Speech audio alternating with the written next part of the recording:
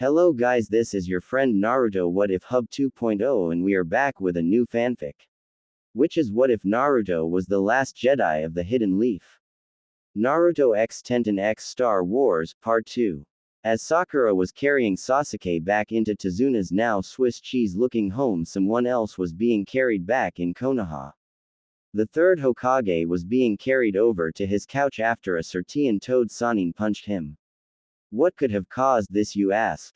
Let's go back in time about 30 minutes to see. Flashback 30 minutes earlier. The third sighed as he was signing his name to another stupid sheet of useless paperwork.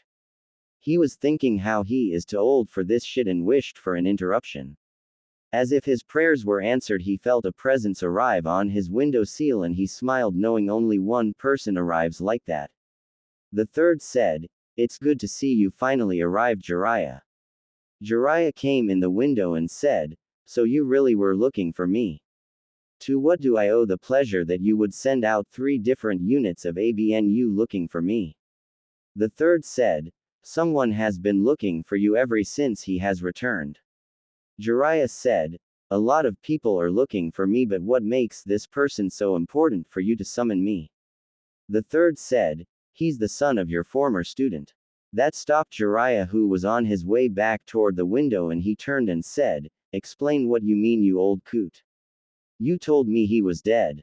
The third sighed and said, "Well, the thing is, I lied to protect him, but it was a mistake." Jiraiya said, "I can understand protecting him from his dad's enemies, but why was it a mistake?" The third said, "You met him when he was a few days old, but I told you his name I gave him based on his mother's maiden name." Jiraiya thought for a moment and looked at the third and said, "The Kyuubi brat." The third nodded and said, "Yes. He returned a little over a month ago and has followed in his family steps." Jiraiya said, "You mean he is a strong ninja? I can believe that." The third said, "You misunderstand me. He is a ninja and is getting stronger, but he is a Jedi like both his parents." Jiraiya looked at the third pissed and said, "How?" The third said, "When he was 5, I took him to a ship his parents sat for him and he took it and met his mother.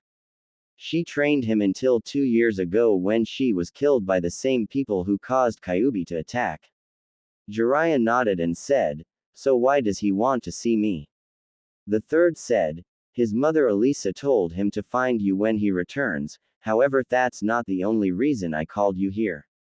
Jiraiya said, "Really? What else?" The third said, "He is looking for his only known living relative, but I know he has 2 living relatives. He does not know it and I have been lying to him about it, but the time has come for them to know." Jiraiya said, "What does this have to do with me?" The third said, "One of his relatives is your former teammate Tsunade. I know the truth because I helped keep her secret all these years." Jiraiya said, "But she never had a kid." The third said, "She actually had 1 kid and I told him on his wedding day who his parents are, but never told them out of respect for their wishes." Jiraiya thought for a moment and said, "So Arashi was Tsunade's kid. If I had known then I could have ragged her about it. Man, the blackmail I missed." The third coughed and said, "Yes, that is one of his 2 remaining relatives, but his grandfather is also alive." Jiraiya said, "Really, who is it? I want to kick his for not being there for Arashi. That boy was like the kid I never had." The third said, "Funny you should say that. His father actually is you." End flashback. Jiraiya looked at the third, who was holding his nose to stop the blood, and said, "That's not funny, you old coot." The third said, "It is not a joke. Remember when Dan died and Tsunade started drinking and you both shared a night together?" Jiraiya thought back and after a few minutes said, "Yeah, I remember barely, but I thought it was a drunken dream." The third said, "It was not, and Tsunade became pregnant with Arashi then." Jiraiya said, "But why did she abandon him and how come she never told me?" The third said, "We were at war and Tsunade did not want to tell you she was pregnant because when she found out she had done left the village vowing to never return. She did return when she entered her 9th month of pregnancy, and it was during that time that Iwa attacked Konoha itself. Tsunade worked herself into exhaustion and passed out, which caused her to go into labor. I had to deliver the baby myself, and after she woke and saw all the wounded and could not feel the child any longer, feared the worst and thought he was dead. Jiraiya said, and you let her believe it. The third said, I did not see here for 12 years, and by that time Arashi was already a ninja and training under you. I chose to sit back and let things along. Jiraiya said, left things alone, are you out of your mind? First I find out that you let me and Tsunade both live our lives without our son, and then had a chance to make it better for our grandson and then screwed his life up also. I am out of here. The third said, where are you going? Jiraiya said, I am going to find Tsunade and tell her just enough to get her back here so you can explain everything. The third paled as he left and thought to himself, I guess I will see you Aegean, my young friend, real soon. The next day back in Wave Country, both Team 7 and 9 were sitting on the bridge watching the entire village come out and help with the bridge. Thanks to Guy and Lee's power of youth, they were able to tell everyone in the village in a few minutes about Gato's death. Haku and Zabuza were back up but were talking with Kakashi. Sasuke was brooding with bruises all over his body and could not walk without a pair of crutches that Kakashi got somewhere, and Sakura was pampering him, or should I say bugging the hell out of him for a date. Neji was practicing his katas for the gentle fist style, and Lee and Guy were helping carry support beams around the construction site. Naruto and Tenten were currently down on the water practicing with their lightsabers while waterwalking. Naruto blocked a slash from the left and parried the thrust that followed. He then jumped back onto a handspring, deactivating his lightsaber before his hands touched the water the first time, and then when he springed up he ignited it and blocked a downward strike from Tenten's lightsaber. He looks at her and said, good, your form is getting better, now let's try your defense, and pushed her lightsaber away and came in a spinning slash toward her midsection that could have cut her in half if she had not intercepted it with her weapon. They tied up in a test of strength when Naruto ran his blade down hers until it was off, causing Tenten to overbalance, and he backslashed the blade away from her into the air and used the force to grab it and ignite the weapon, crossing both his and hers like a pair of scissors, and held it by her neck before deactivating them both. He sighed and said, that was good, but you let the sudden change in pressure be your downfall. Never match a person with all your strength who is stronger than you. It will cause you to overbalance. Other than that, your instincts are sharp as well as your skills from using a regular sword. Tenten bowed and said, thanks. Though I wish I had not been defeated so easily. They both turned up to look at Zabuza and Kakashi looking down at them clapping. Zabuza said, you both have skills, but I notice you both have flaws in your forms that I can help. Naruto said, what do you mean? Kakashi said, I decided to ask them to join Konoha. I can assure them safe passage since the Hokage owes me big time right now. Naruto and Tenten both snickered when they heard this, and Sasuke said, why do they get a special trainer? Kakashi sighed and said, I am going to have to spend some time with you teaching you how to use your bloodline now that it's awakened, so Ranger and Sakura will both have to start learning from scrolls that I will make for them while I get you familiar with it. Naruto nodded and Sakura said, that won't be necessary, Kakashi-sensei. I will watch you train Sasuke, so don't worry about me. Everyone looked at her and Tenten said, can I please?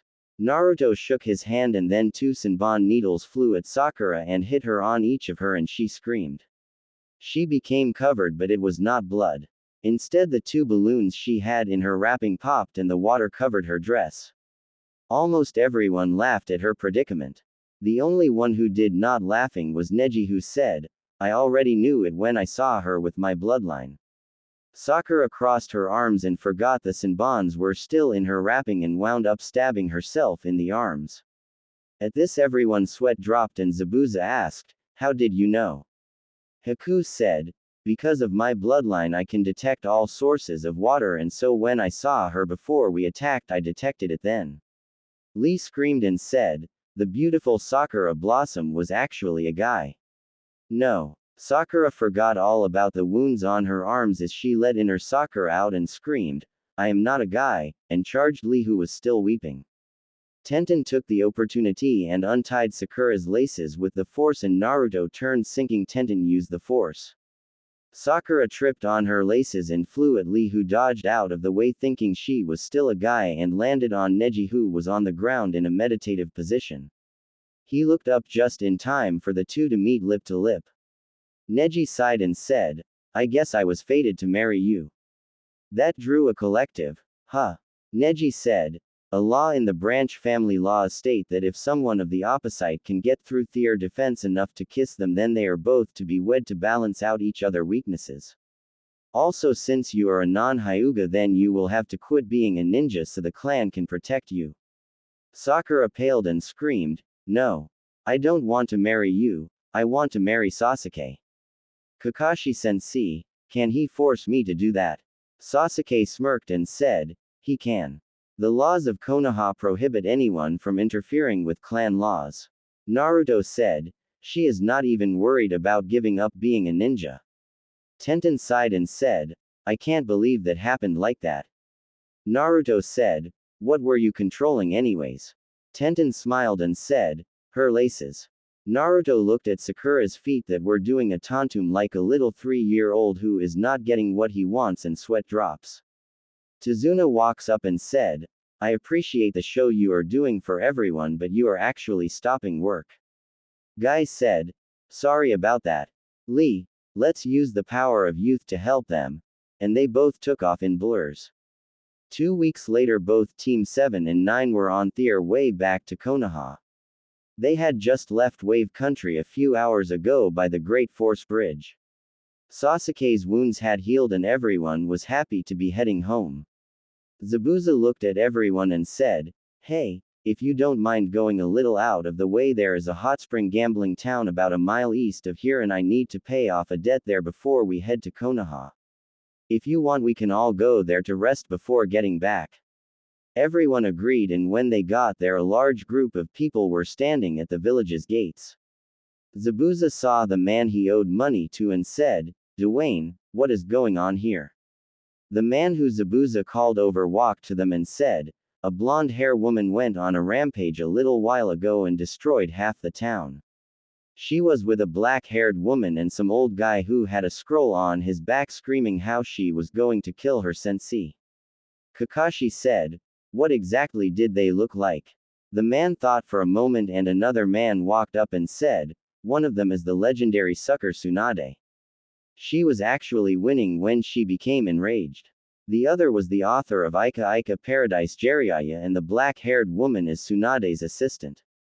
Why? At the mention of the names Naruto, Tenten, and Kakashi all got interested, and Naruto said, "Which way were they heading?"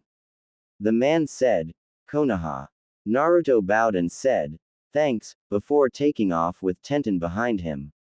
Everyone was confused except Kakashi, who said, "Guy, here's a challenge for you. If the entire group can make it back to Konoha before Tsunade gets there, I will give you credit for this one." Guy perked up and dropped his weights and said, "Lee, take them off and carry Haku. I shall carry the Sasuke and Sakura." Lee dropped his weights and both men blurred, leaving Zabuza, who had just finished paying off his debt, and Kakashi. Neji had already took off. Zabuza looked at Kakashi as they raced through the trees and said, "What's wrong?" Kakashi said, "If my guess is correct, then the Hokage is about to get his wiped," as they took off even faster. Back in Konoha, it was a peaceful day. The birds were chirping. The wind was blowing. Gambunta landing in the middle of the village with someone holding his giant sword in her hands. Just a normal day in Konoha. Wait a minute. Someone holding a 60-foot-tall sword in her hands, riding on a 200-foot-tall summon creature that lands in the middle of the village and is heading toward the Hokage's tower. Now that's something you don't see every day. As Gambunta lands outside the tower, the sword the woman is holding slices into the tower on the floor the Hokage's office is on, and she runs down the length of the blade and enters the building, leaving a terrified white-haired man, a cowering black-haired woman, and an even more scarred Gambunta who had a black eye. He looks up at Jiraiya and said, "If you live through this, let me meet your grandson," before he disappeared in a puff of smoke. As the two other rider entered the tower, they could hear the sound of battle and screaming. Let's take a look inside the Hokage office. On second thought, this scene, it's too violent for me to describe at this time. We shall check the aftermath in a little while. As Team 7 and 9 arrived at the gates of Konoha, they see a giant frog disappear and what appeared to be a huge sword sticking out of the Hokage's office disappear as well. Tenten asked, "What the hell?" Naruto shrugs his shoulders as Kakashi lands behind them and said, "What's wrong?" Naruto said, "When we got here, a huge frog disappeared and a sword was sticking out of the Hokage's tower and it disappeared also." Kakashi ignored the guards at the gate who were gawking and said, "Hurry," as he took off toward the tower with everyone following. Now it is a really screwed up sense where ABNU are too preoccupied to notice a missing nin from the bingo book running through Thier village with a 6-foot-tall sword on his back.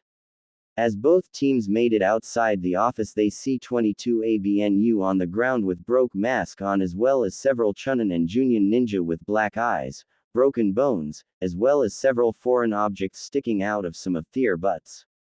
Kakashi paled as he recognizes the original 10,000 years of pain that he made the 1,000 years of death from.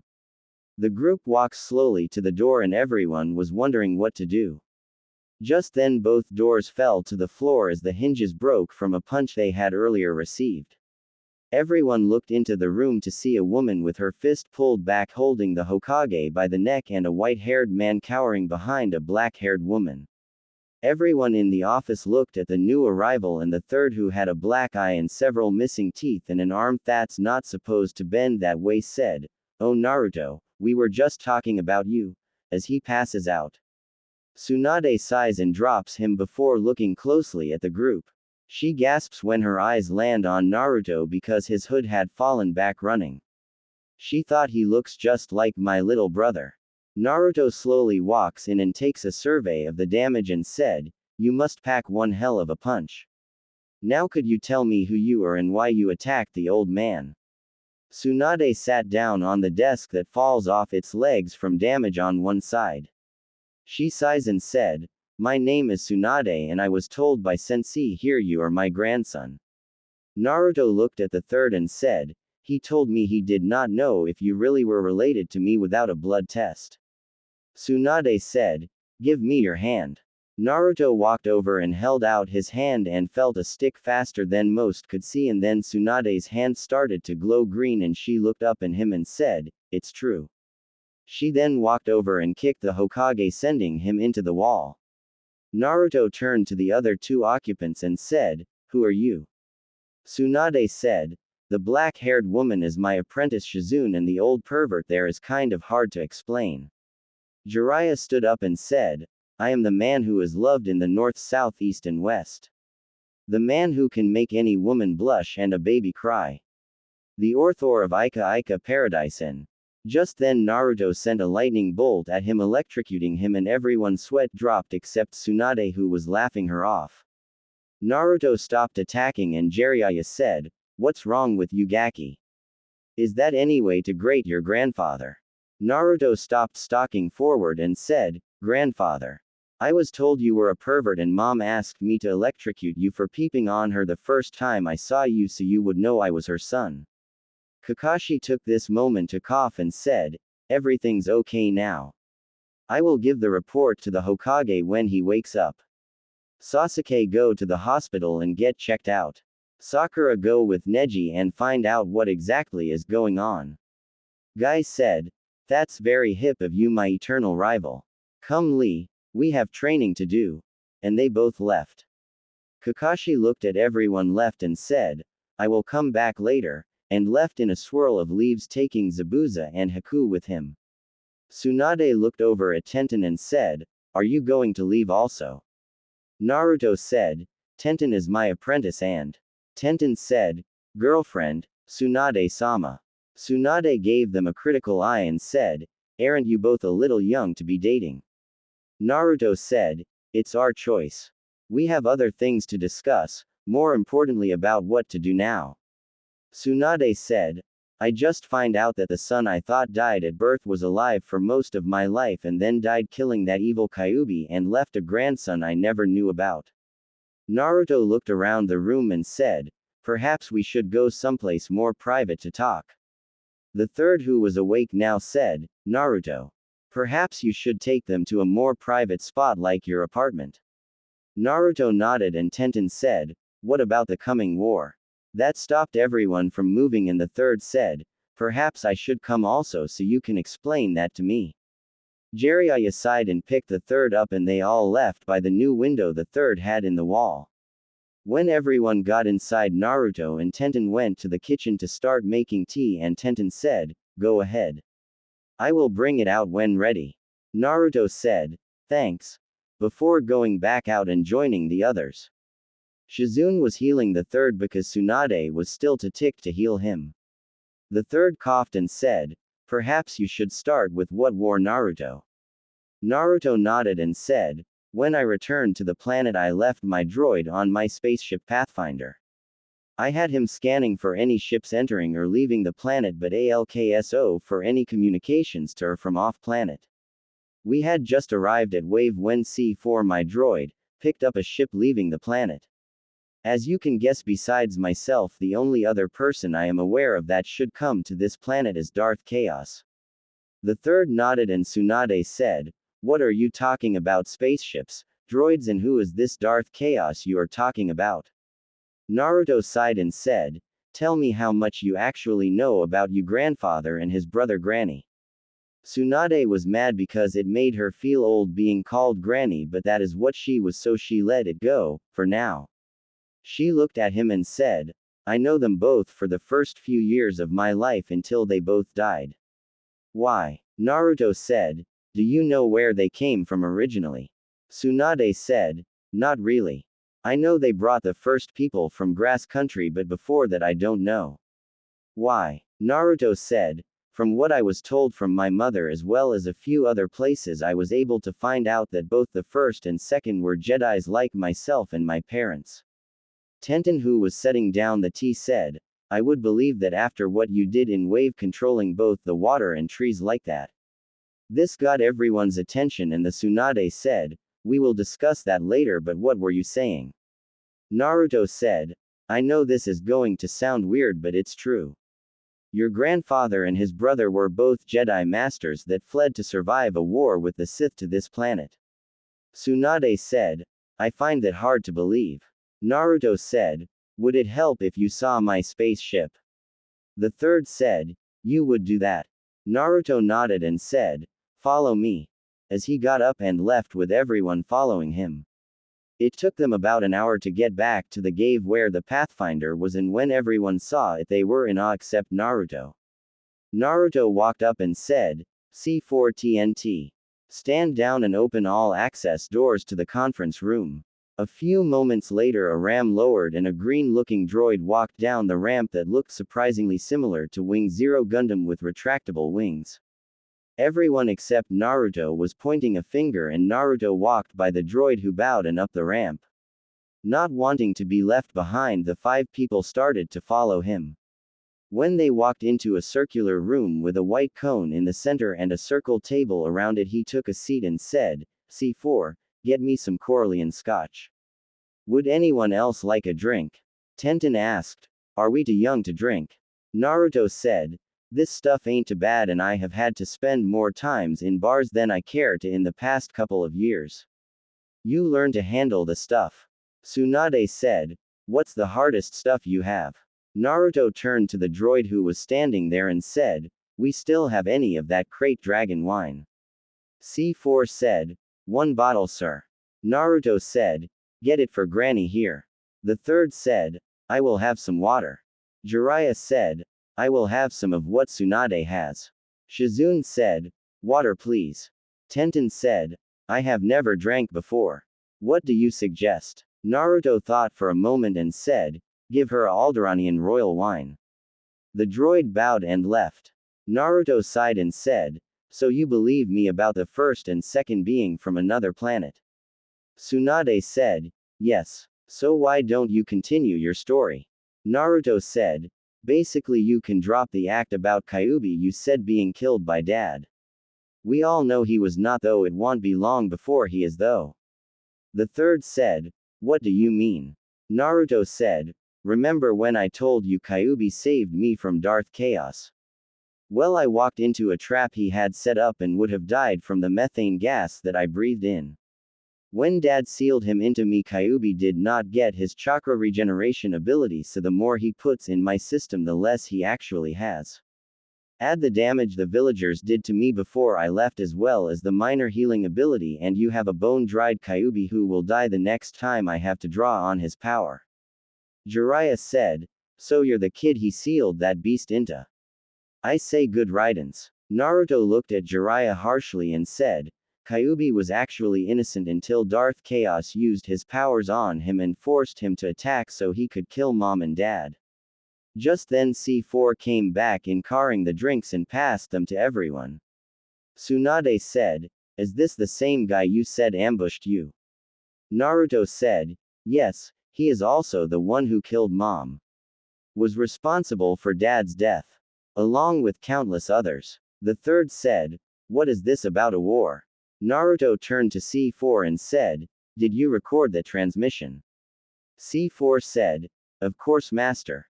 And keyed some stuff on a table and everyone heard the message. The third recognized Itachi's voice.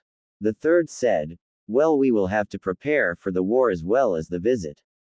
Tenten said, I hate to ask this now, but what do you have planned about Naruto getting to use his real name? I sort of called him Naruto on our mission to Wave when I thought he died after controlling the plants and water like he did. The third said, that's up to Jiraiya and Tsunade. Jiraiya said, what do you mean?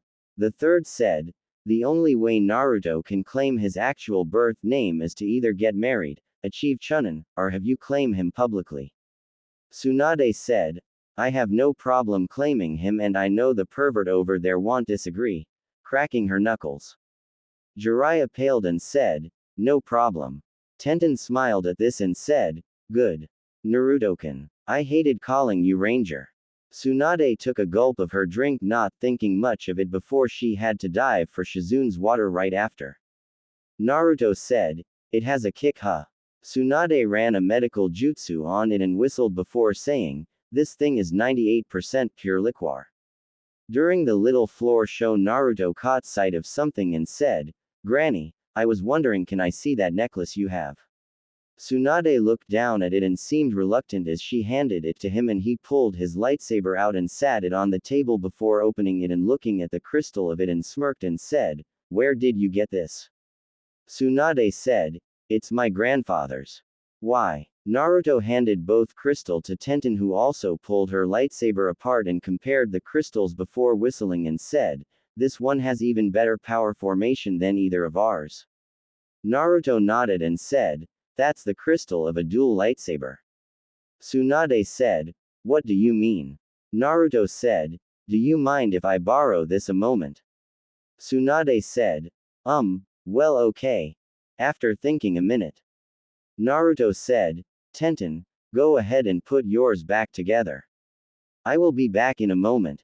And he left the room down one of the side passages. Tenten used the force to put hers back together and activated it, making everyone gasp in awe at the weapon, and Tsunade whispered, Raijin. Naruto returned about 5 minutes later and said, this is what I was talking about, and activated a gold-cased lightsaber that had a green blade shoot out the end. Jiraiya said, I don't see any difference besides color between yours and hers. Naruto smiled and held the lightsaber in a different posture before a second blade extended out the back of the handle and said, this is a dual lightsaber. Just then C4's eyes flashed red and his right arm changed shape and started walking toward the exit to the ship. Naruto caught this and said, I will handle it, as he walked toward the exit ramp and disappeared down it. Tenten said, what was that about? C4 said, an intruder just entered about a mile from here heading this way slowly. A few minutes Naruto returned and sighed as he sat down. The third said, what's going on? Naruto said, some idiot from Route was following the trail here trying to find out what's going on. I used a Jedi mind trick to make him think that our trail led back to the hospital. The third nodded and Naruto looked at the lightsaber and sighed before starting to take it apart and handed Tsunade the crystal back. Tsunade said, thanks, as she put the string back through it and put it around her neck. Naruto said, "Well, I think we should head back. C4. I have a mission for you. I want you to go and take the ship to the 10 most populated systems and stay in system long enough to get spotted and return in 3 months. If you need repairs, go to the Wookiee homeworld and look up Barardika and have him work on the ship as well as any maintenance you might need. If you are in a system and a Sith ship or a Republic military ship comes into system, leave." C4 said, "Do you need anything before I leave, sir?"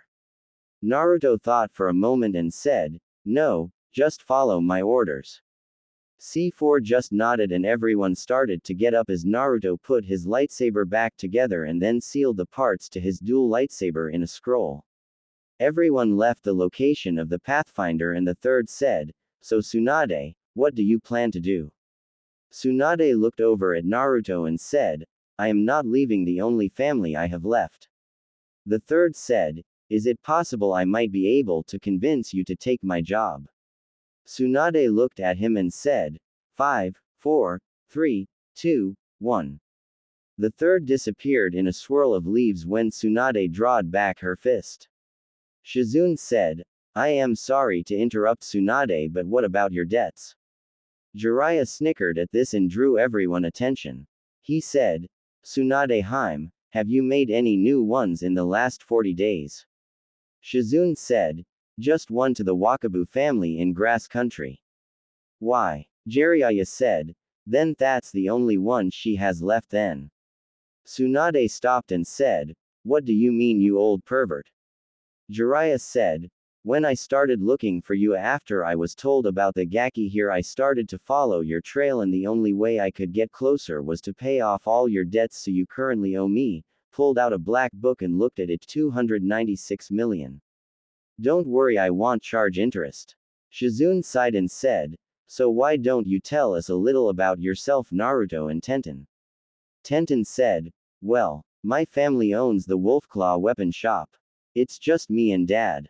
Mom passed away giving birth to me. I am a member of Team 9, or Team Guy as most call it, with Rock Lee, the dead last of my year, and Neji Hyuga, the rookie of the year. I have the nickname the Weapon Mistress because I have 100% accuracy with weapon and I always carry around at least 3,000 weapons on me at all times." Everyone sweat drops looking at her. "I met Naruto here right after he came back from training and we started dating on the second day we knew each other. I have also been his apprentice since the first day."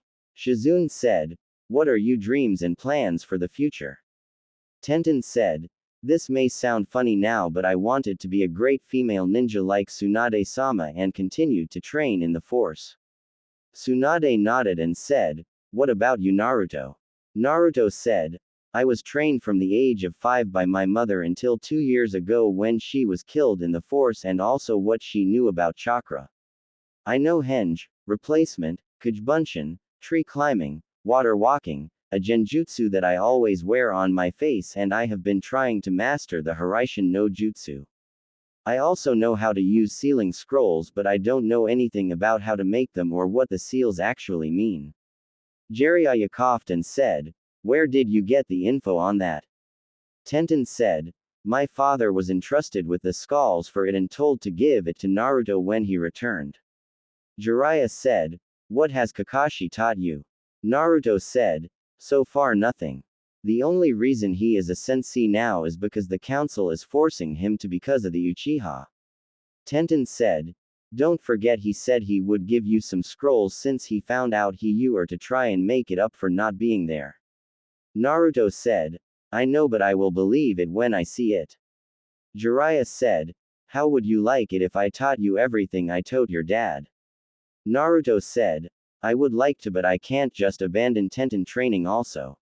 Tsunade said, "Actually, I was thinking, Tenten, how would you like to train under me as well?" Tenten looked at Naruto and said, "I would like that, but don't you want to teach your grandson?" Tsunade said, "I will just teach his future wife instead." Tenten blushed and said, "Why does everyone say we are going to get married?" Shizune said, "You make too cute of a couple." Naruto said, "I don't think it's that far-fetched of an idea someday." Tenten stopped and said, "Are you sure about that?" Naruto said, "Only if it's with you forever." Tenten said, "I would like that." Tsunade said, "Great. Then it's settled. The pervert here will take care of teaching Naruto and I will take you on with help from Shizune here." Shizune said, "Don't I have an opinion?" Tsunade said, "Of course. Don't you want to help?" Shizune said, "Of course, I just would have liked to been asked first." Everyone laughed. As they reached an intersection, Naruto said, "I guess this is where we part ways," as he looked at the adults. Tsunade said, "Why you say that?" Naruto said, "Well, Tenten lives at her family shop and my apartment I am renting from the third is not big enough for everyone, so I figured you all had some place you would want to stay." Tsunade said, "Yes. Your family estate's near the Hokage monument. Go ahead and stay at your place tonight, but tomorrow we will move you in." Naruto smiled and said goodbye before walking Tenten home, kissing her goodnight as well before turning in. For the next month things have been pretty active for Naruto. First he moved into the Gordian Estates. It was named that after the two Hokages that guarded the village during its dark beginnings. Naruto had also started training with Jiraiya. He mastered the Rasengan in a little over a week with the help of Kajbunshians.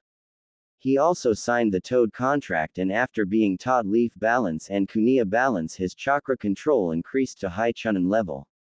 He had also worked on Kenjutsu, after getting a regular ABNU sword from the Wolfclaw weapon shop, with Zabuza, who was made a special Junin.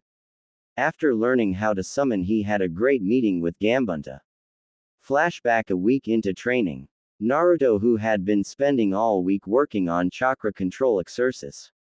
Today Jiraiya had him sign the Toad contract and told him to put as much chakra as he could into it to see how big of a summon he could bring forth. Big mistake. Note to self, Naruto has more chakra than the Hokage and all the Sanins put together. Of course he is going to summon Gambunta on the first try. When Gambunta appeared, he took a look around and said, "Who the hell summoned me?" Naruto jumped off his head and landed on his nose and said, "I did." "Why?" Gambunta said, "You used way too much chakra to call me here." Naruto said, "What's the problem with that?" Gambunta sweat drops and said, "You must be the pervert's grandson." Naruto said, "Yes, the name's Naruto Kazama." Gambunta nodded and said, "Well, the problem is that thanks to you using so much chakra I can't leave for a week now, and that scary woman could actually do what she threatened." Naruto, who was confused, said, "What scary woman and what threat?" Gambunta said, "Your grandmother. She forced the pervert to summon me and held me hostage with my own blade. She said if I did not get her to this village fast, she would turn me into a frog-skinned wallet." Naruto sweat dropped and said, "Could you not just leave?" Gambunta said, "Not when she had my blade at my throat. I either have to run out of chakra or make a seal, and when I am too scared to make the seal I could not leave." Naruto said, "So what do we do now?" Gambunta said, "You have any chakra left?" Naruto said, "Yeah, I did not use much really." Gambunta sweat dropped and said, "Fine, let's work on Kaden. Gamayu Enden, fire release. Toad oil flame bullet. Do you know the hand signs?" Naruto nods no, and Gambunta starts teaching him it. By the end of the second day they had it down, and Naruto had Gambunta go look around this world and enjoy his time here. End flashback. Sakura was removed from Team 7 because of the Hyuga laws, much to Naruto's great relief, and was replaced with Haku, who, even though is skilled enough for Chunin, the Hokage wanted her to work her way up and gain the Leaf's trust. Kakashi had actually kept his word and started giving Naruto scrolls to start learning. Currently Naruto had learned Kaden, Hosenka no Jutsu, Fire Style, Art of the Phoenix Flower, the Touch Me Not Kaden, Karyu Enden Fire Release, Fire Dragon Flame Bullet Kaden, Gokaku no Jutsu, Fire Release, Great Fireball Technique, and Chidori. From Jiraiya he learned Kaden, Gamayu Enden Fire Release, Toad Oil Flame Bullet Cage Shuriken no Jutsu, Shadow Shuriken Technique, Hari Jizo, Spike Jizo Doden, Yomi Numa Earth Release, Swamp of the Underworld Bunshin Debakua, Clone Great Explosion, and Kage Kuniya no Jutsu, Shadow Kuniya Technique, as well as the Hummingbird Tiahutsu style that Arashi created. It works on destroying joints and bones with high-speed power punches. Jiraiya also had Naruto created 20 clones that would work on different books explaining the basics of sealing.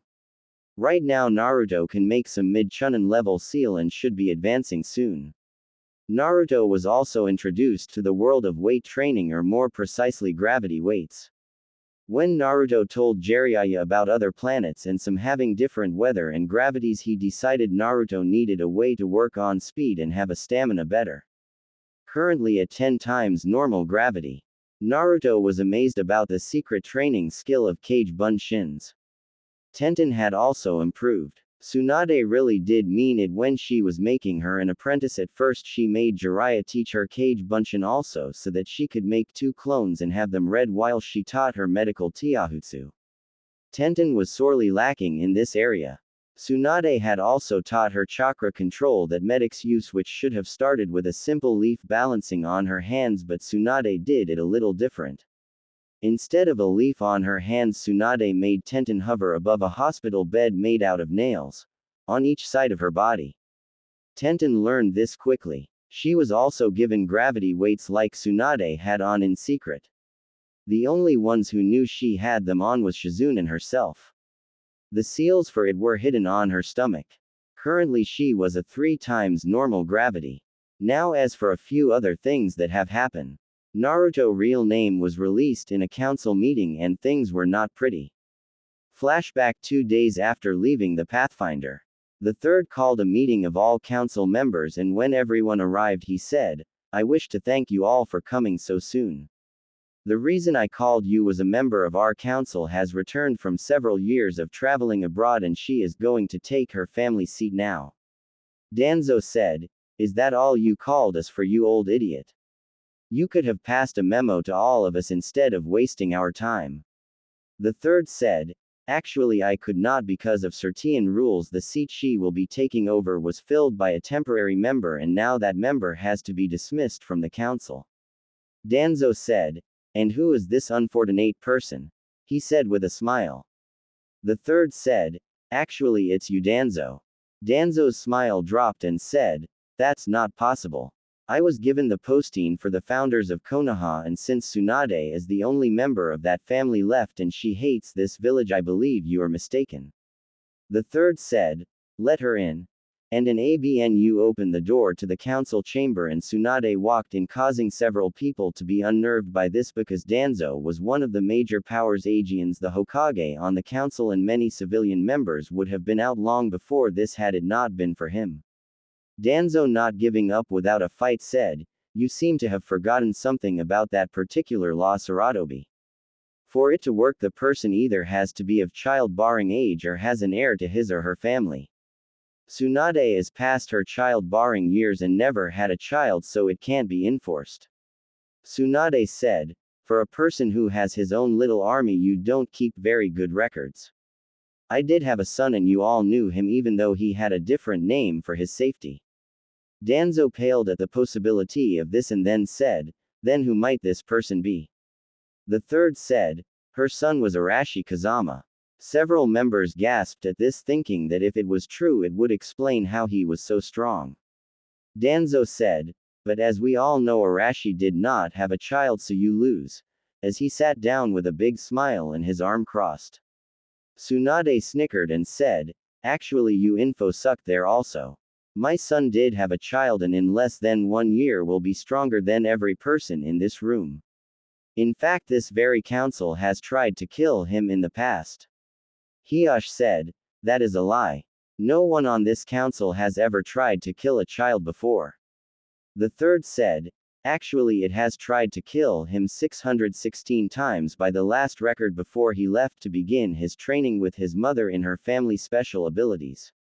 Inoichi said, "I am curious about something before we go any further into these allegations. What did you mean in less than a year he will be stronger than everyone here?" Tsunade said, "Well, let's do a little background on him, shall we?" He has recently learned the secret to my grandfather's and his brother's special abilities to control both plants and water. He has almost completely mastered Hiraishin no Jutsu. He is currently training under his grandfather Jiraiya of the Sanins on the Rasengan. He has nearly mastered all of his mother's special abilities, which can compare to the damage of Hiraishin, and in less than 1 year something his father did to him the day he was born will be finished. Here is the kicker that you are all going to love. When that timeline is up, the power that was sealed into him the day he was born will be completely under his control. Can any of you guess what that power was? I will give you a hint. It attacked our village almost 13 years ago. Shikamaru's dad was the first to piece it together and with wide eyes said, "So we have a person who has not only 2 potential bloodline, but also has mastered a jutsu that can decimate over 1,000 ninja in less than 5 minutes, as well as other skills that rival that power, and has the full power of the Kyuubi no Kitsune under his control." To put it simple to those who are thinking of attacking him, if you tick him off, I have 2 words for you. Danzo said, "But he is not a ninja of our village, and with all those skills must be put to death." The third chuckled and said, "He has been a ninja of this village for nearly 3 months. In fact, he has been under your nose the whole time and none of you realized it." Hiyoshi thought for a moment and said, "He's the boy who wears the robe on Kakashi team, isn't he?" The third said, "Yeep. Well, Danzo, I believe that means you are relieved from your council seat, and also I want you to know that I have decided to disband Root. I have received the last report of your men harassing civilians and lower-level ninja. If I catch you doing anything that I deem questionable, I will have you executed for treason." Danzo bowed his head as he left the room, and Saratoba's 2 teammates looked at him and said, "You knew all of this back then, and that is why you fought to save Uzumaki so bad. Right. Why did you not tell us?" The third said, "If it became public info before he could defend himself, we would have been at war with Iwa Aegean. I am stating this now. Including everyone in this room, only 50 people in this village know he is here. If he is harassed, have services stopped, prices increased like before, attacked, or any of his friend or companions are treated unfairly, not only will the ones who did it be executed, but the person who told will be also, along with all of their property seized." Tsunade said, "Actually, since my family never publicly announced our last name and the third named Arashi Kazama, Naruto's last name is Kazama. Now Sensei, I think you should tell them about Orochimaru." The third nodded and said, "This is the biggest secret we have ever had I am about to reveal, so listen carefully. We recently got word from a spy who was on a separate mission from this, overheard Uchiha Itachi and his partner will be coming to Konoha after the Chunin exams because we are supposed to be weak afterwards." And civilian member said, "Why are we supposed to be weak then?" The third said, "Orochimaru is planning on attacking the Leaf Village at some point during the Chunin exams with an army." Gasps were heard all over the 36 council members' seats. The third sighed and said, "I have decided that since I know I will be one of his targets, that if I should die I will have Tsunade act as Hokage until she finds a suitable replacement also. With her skills she can help the Leaf recover from the damage we will undoubtedly receive."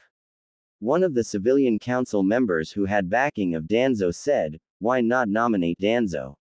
He is qualified." Saratoba's 2 teammates said, "He has the skills to run the military side, but the civilian economy would be ruined. The Root program that he was in charge of was an actual Hokage training program and he failed miserably. He abused his power, did not care about the well-being of his own men, and was financially ruined. Of the 110 Root members, he has only 20 or 30 could be placed as a regular ninja or ABNU now, because the others were either improperly trained or are too corrupted to be saved without massive retraining." Tsunade said, "I actually turned the position down at first, but I have already talked it over with the third, and if I have to take over I will be using the time of repair to upgrade not only the medical program and personnel but also the general academy and ninja skills to make us stronger than ever." Clapping could be heard from over half the members. All the clan heads and the ones who knew they would soon be gone. Flashback end. So far the threat has held and no one has bothered Naruto. Well, almost, but that is for another reason. Flashback. Naruto walked into the Wolfclaw weapon shop to meet Tenten, and Dustin was at the counter and smiled when he saw Naruto and said, "Boy, before you leave today I want to talk to you." Naruto nodded as Tenten walked in from the back and Dustin said, "Tenten, run the store for a few minutes. I want to talk to Naruto here a minute." Tenten nodded and went to the cash register. Naruto walked to the back with Dustin. Dustin said, "I know you and my daughter have been spending a lot of time together and I have been okay with it, with you showing affection, kissing, but it seems you both are getting closer, so I want to know exactly what your intentions for her are." Naruto said, "I care for her greatly and I would like to marry her someday." Dustin, who was holding a kunai in his hand examining it for inventory, turned and tossed it at Naruto and it landed directly in front of his crotch, making his eyes as big as a silver dollar. Naruto looked at him and he said, "Just make sure you don't hurt her. You know how good she is with weapons and you should realize I taught her everything she knows and I make my own weapon and I don't have to worry about anyone finding your body because my furnace that I make weapons with is hot enough to destroy all traces of your body." Naruto just nodded and got up to leave with Tenten. When they both made it outside, Naruto took a look back inside the store and saw Dustin smile at him twirling a kunai, and Naruto turned to Tenten and said, "Promise me, if I do something idiotic or that hurts you or makes you mad, talk to me about it and let me make it up to you." Tenten looked at Naruto and then at her dad and said, "What happened in there with Dad?" Naruto said, "He just asked me to make sure you're happy." Tenten said, "How many weapons did he use?" Naruto said, "Just one." Tenten started to laugh and said, "Don't worry. He is a teddy bear." Naruto said, "Yes, but a bear nonetheless." End flashback. With Team 7, Kakashi had been having them do D-rank missions every other day. Tuesday and Thursday he had personal training. Haku was training with Zabuza and also been learning some new medical skills from Shizune. Naruto with Jiraiya. Kakashi was with Sasuke, but was instead of teaching him a lot of jutsu, he was making him work on mastering them. So far he has only learned 2 new jutsu. It did not help. Sasuke tried to kill his godson Aegeon. Flashback. Today was the most feared D-rank mission in existence. Catching the Firelord's cat Tora. Sasuke was the self-nominated leader of a group of ninja who don't listen to him. Since Naruto saved her adopted father and helped them realize it, Haku has become a great friend and teammate. Sasuke over the radio said, "Do you see the target, Dobi?" Naruto sighed and said, "I see the target." Sasuke said, "What is its location?" Haku said, "Look behind you." Sasuke turned and saw Tora sitting behind Sasuke with a smirk on its face. Sasuke reached for it and was about to grab her collar when Tora jumped up and started clawing Sasuke in the face. Sasuke became pissed and with his Sharingan activated started making hand seals for Kaden. Hosenka no Jutsu Fire Style, Art of the Phoenix Flower, the Touch Me Not at Tora. Naruto quickly used a nearby stream to block the fire and Haku used her bloodline to turn the water into a wall of ice. Naruto said, "What the hell do you think you are doing trying to kill the target?" Sasuke turned to Naruto and did the seals for Kaden. Hosenka no Jutsu, Fire Style, Art of the Phoenix Flower, the Touch Me Not again and shot it at Naruto. Naruto jumped out of the way and when he landed a wall of earth came up in front of Naruto. Sasuke and Naruto both looked around for the source of it when Sasuke felt a pair of hands grab his feet and pull him into the ground. Just then Kakashi walked up to the head and said, "Sasuke, I am disappointed in you. Haku, since you captured the cat and worked with Naruto to save the cat, you both will be getting paid for this mission. However, Sasuke, you won't be paid and you will also be punished." Sasuke smirked and said, "You don't have the balls to punish me."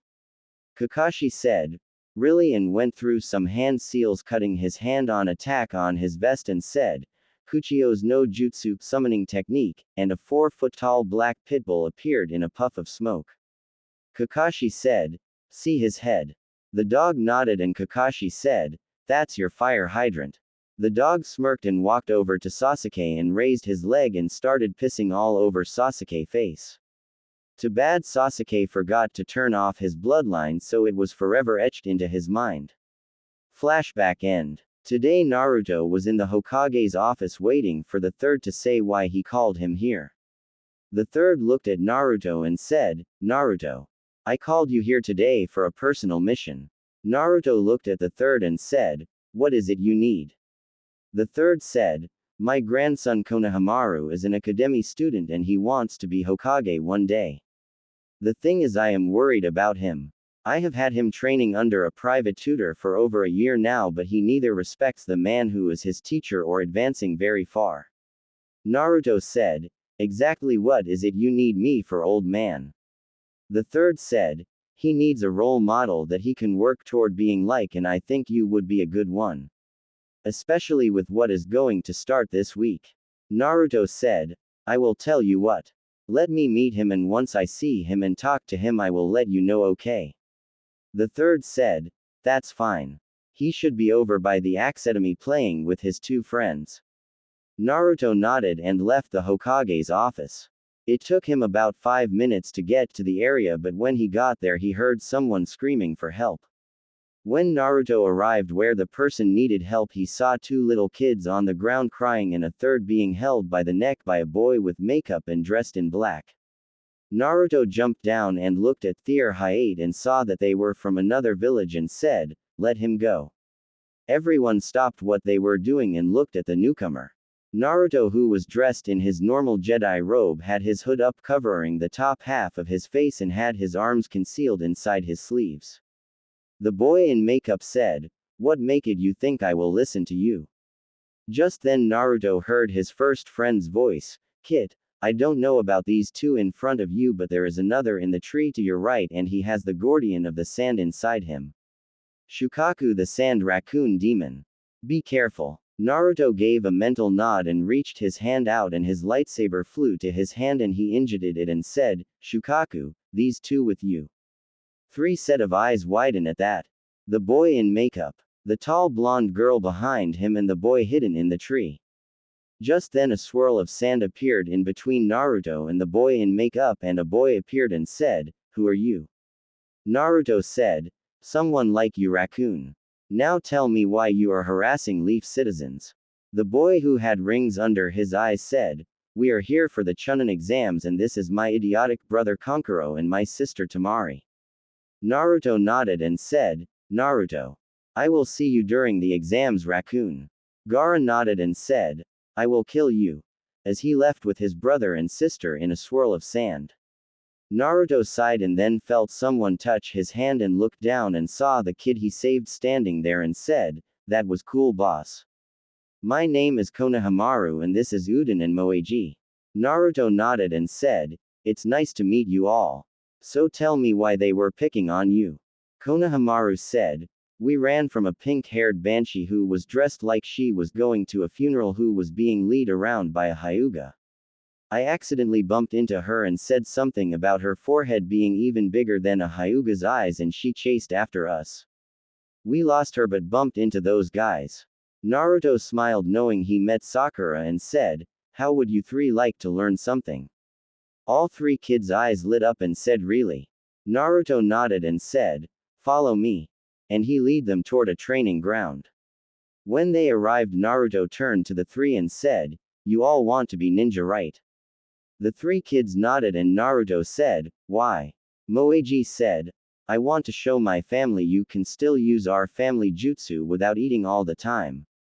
Uden said, "I like coming up with plans to help my friends stay out of trouble and outsmart people who only are nice to us because Konohamaru is the Hokage grandson and want to use him to get on the Hokage's good side."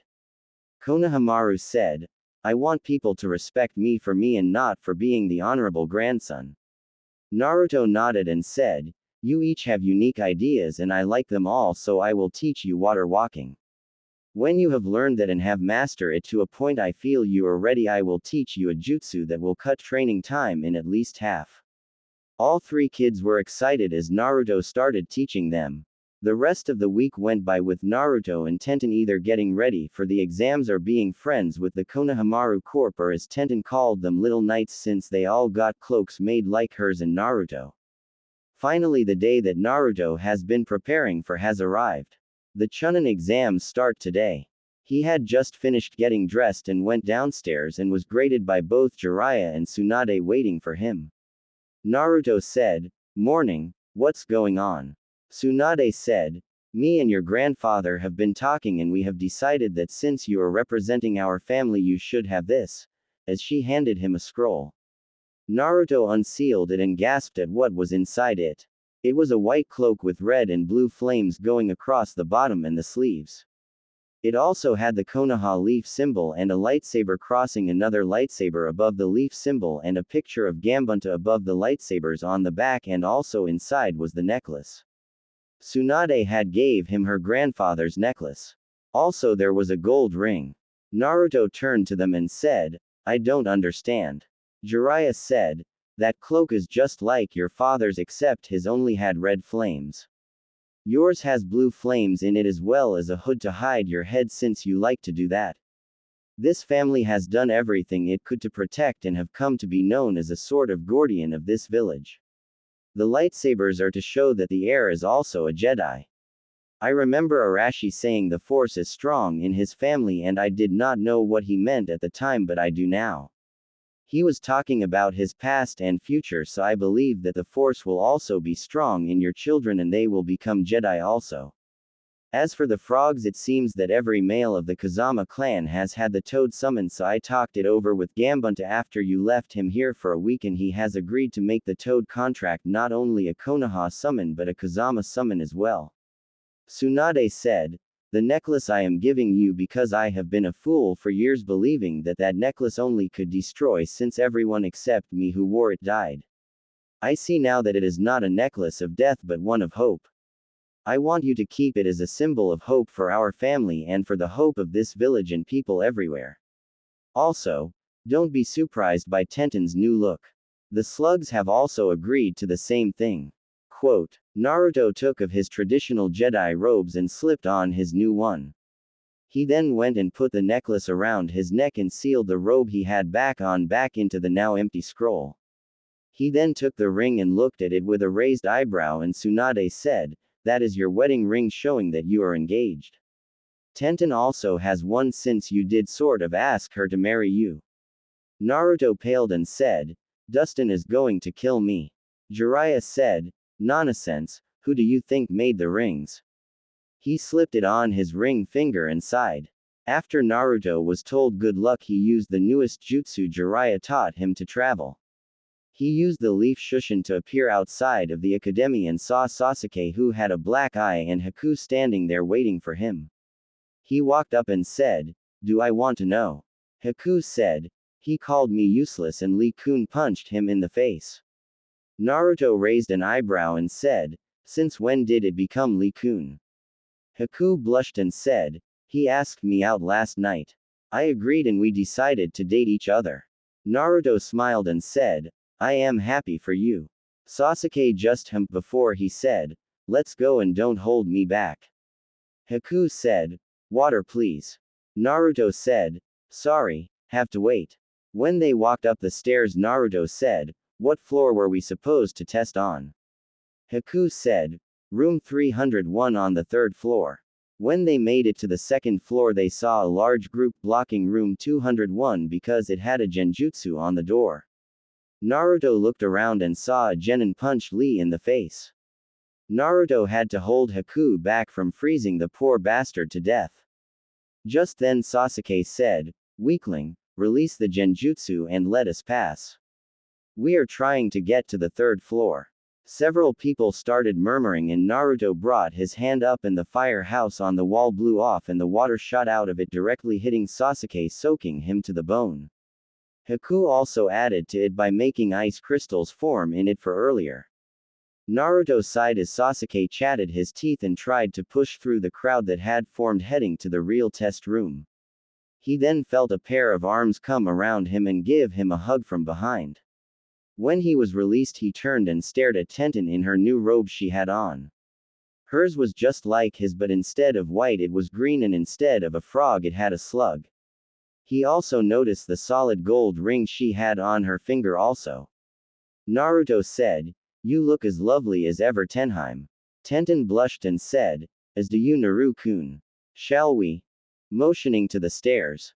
Naruto nodded and started heading up the stairs with Sasuke still soaked, leaving footprints all the way down the hall. As they were walking, Naruto turned to Neji and said, "So how's the fiancé?" Neji Veen popped out and said, "I want to juke in her vocal cords. She acts like she is getting ready for a funeral instead of getting married in a year. I wish she was like your fiancé." With a smirk. This stopped everyone, who turned to Naruto, and Tenten and Haku said, "So how long have you been engaged?" Naruto said, "Well," Tenten said, "he asked me when we got back from Wave. We just got the actual rings this week." Lee started his Flames of Youth speech in Naruto's side as they continued to the test room. Before they entered, Naruto turned to Neji and said, "You are not going to make it personal if you fight Hinata, are you, Neji?" Neji sighed and said, "I already told you I want, since you got that scroll of my father's for me that told the truth." Naruto said, "Yes. Konohamaru discovered it when he went to play with Hanabi, and since he met you thought you should get it." Neji said, "I still don't know how he got it without anyone seeing it." Naruto shrugged his shoulders and said, "The boy, when he wants to, can literally become invisible better than anyone I ever saw." Just then Kakashi appeared and looked at the two teams and stopped on Sasuke and said, "Dog piss." Haku had to control herself from laughing, and Naruto said, "Fire hose." Kakashi sighed and said, "Flared your chakra and it will dry." Sasuke did and was dried after about 4 minutes of it, and Kakashi said, "Good luck and don't do anything I would not do." Naruto said, "What won't you do?" As they entered the room. When they got there, they saw nearly 300 people from different villages. As they were looking around the room, Naruto tensed when he felt something. He turned to Tenten and she nodded her head. They both looked around the room, not seeing the source of it, but someone here could use the force beside them. Just then a blonde blur was seen with a shout of, "Sasuke-kun. Where have you been? Where's Forehead Girl, and have you missed me?" Sasuke said, "Get off me, Ino." Just then Naruto felt another flare in the force and looked over and saw a man in a black cloak wearing a headband with what looked like a hand and flames behind it. A silver hair boy with glasses walked over and said, "Settle down. You're making the leaf look bad." Ino said, "Who are you?" The boy said, "My name is Kabuto and you are all rookies at this." Kiba, who walked over, said, "So how many times have you taken this test?" Kabuto said, "7th, and I have gathered a lot of info on almost everyone here." Sasuke said, "Can you give me information on him?" Pointing to Naruto. Kabuto went into his deca and pulled out a card and said, "Naruto Kazama aka Naruto Uzumaki aka Ranger. Born October 10th. His father was the Yondaime Hokage and his mother is an unknown. Grandparents are Jiraiya and Tsunade of the Sannin. He disappeared at the age of 5 and returned this year and was made a genin for Team 7. Teammates are Sasuke Uchiha and was Sakura but was replaced by Haku. All information on his skills are classified as village secret." Naruto said, "You have any info on him?" Pointing to the guy in the cloak. Kabuto said, "Yeah. His name is Darth Veslan and is from the new hidden village of Sith. The actual location of the village is a mystery and he is taking this test as a solo member. All other info on him is unknown." Naruto said, "You gave more than you know," with his eyes narrowed at the guy in the cloak. Tenten looked at him also and said, "What do you want to do?" Naruto said, "Avoid him if you can. If not, throw this on the ground aft, putting chakra into it." Handing her a 3-prong kunai, causing Kabuto to gasp. Kiba said, "What's wrong with you? You act like you just seen a ghost." Kabuto said, "That kunai is one of the Hiraishin kunais. It was what made the Yondaime feared by Aiwa. It gives the user the ability to travel at the speed of light to the location of the kunai. There was a legend saying the only thing faster than the speed of light was the speed of sound. We may find out since the newly formed and still weak Sound Village is also here. The three members of the Sound Village moved to attack Kabuto, but when the Senbons went for him, Naruto sliced them in half with his lightsaber and Tenten held hers at the neck of the one with a mask on. Multiple puffs of smoke appeared and an instructor said, "What is going on here?" Naruto said, "Just defending a leaf nin before the exam started." The scared man said, "My name is Ibiki and I am your instructor. Everyone draw a number and take a seat and we shall begin the paper test." When everyone got seated and Ibiki explained the rules, everyone started. Tenten used the force to move mirrors on the roof for her and Lee to use. Sasuke used the Sharingan. Ino used her jutsu on a Hinata after she quit writing. Neji and Hinata had both used their bloodlines. Just then a mist ninja started screaming, holding his head. Before his eyes rolled back and he died. Almost everyone was freaked out by this, not knowing what happened. Naruto had figured it out, having seen it done before, and Tenten had a guess. Naruto sighed, trying to figure out the answers, when a piece of chalk rose wrote the answers on the board. Naruto turned to Tenten and she shook her head no, and they both looked back to where Darth Veslan was sitting and saw him smirk. When the last answer finished, a message appeared and said, "Take what you can get, Jedi scum. When we face each other, my master told me to kill you. To think I would find two. He will be most pleased." Ibiki, having enough of this, said, "Okay, who's the wise guy pulling this?" Nobody said anything because most were copying the answer. Naruto started writing on his test also. After the last question, a woman barely dressed came busting through the window and said, "My name is Anko. Follow me for the second part." As she got up to leave. When Ibiki started getting papers, he stopped at Naruto's and said, "No time to explain. Tell the Hokage a Sith is in the village and knows about me and my apprentice. Prepare. He will know what I am talking about." Ibiki motioned for one of the Chunins that helped weed people out to finish getting the test while he went to the Hokage. Naruto walked with Tenten beside him as they went to training area 44. Naruto turned to her and said, "Be careful." Tenten nodded, knowing this is not a simple test any longer. Anko went on to explain the rules and threw a kunai at Naruto, who was so focused on the Sith that he acted on instincts, grabbed the kunai, twirled it before he thrust it where Anko appeared with a second kunai, making several teams forfeit. Team 7 was given a heaven scroll and entered through gate 11. They traveled toward the tower for an hour when Sasuke said, "Okay, listen up. I think we should run around and intercept any team we could before they reach the tower." Naruto said, "We need to get to the tower fast and wait for them there." Sasuke said, "What do you know?" He was interrupted by a blast of wind that all three of them avoided because of Haku being behind a tree, Sasuke using chakra to stay put and Naruto throwing a Hiraishin kunai in the ground, flashing back to it when the attack ended. Laughter could be heard as a man appeared in a grass nin outfit appears and said, "I must say I am impressed by all three of you getting out of that attack," as he released a massive amount of ki. Unfortunately, the only one affected was Sasuke. Naruto was immune from feeling Darth Koa's and Kyuubi's. Haku felt it but shrugged it off because it was not much more than Zabuza's.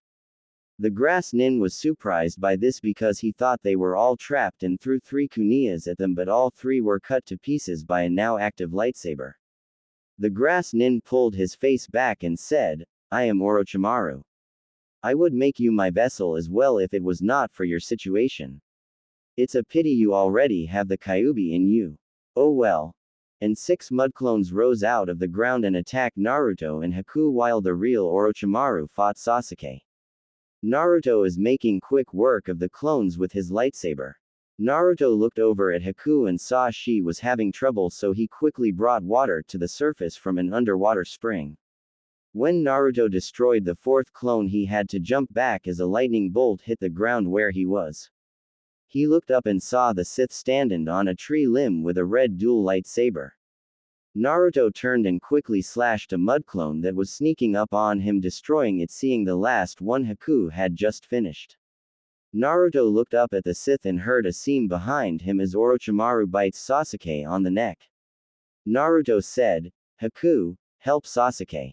This is my fight." Haku nodded and went to help Sasuke, who was passed out, and Orochimaru leaving in the trees. Naruto said, "Shall we?" Veslan said, "I remember you now, Jedi.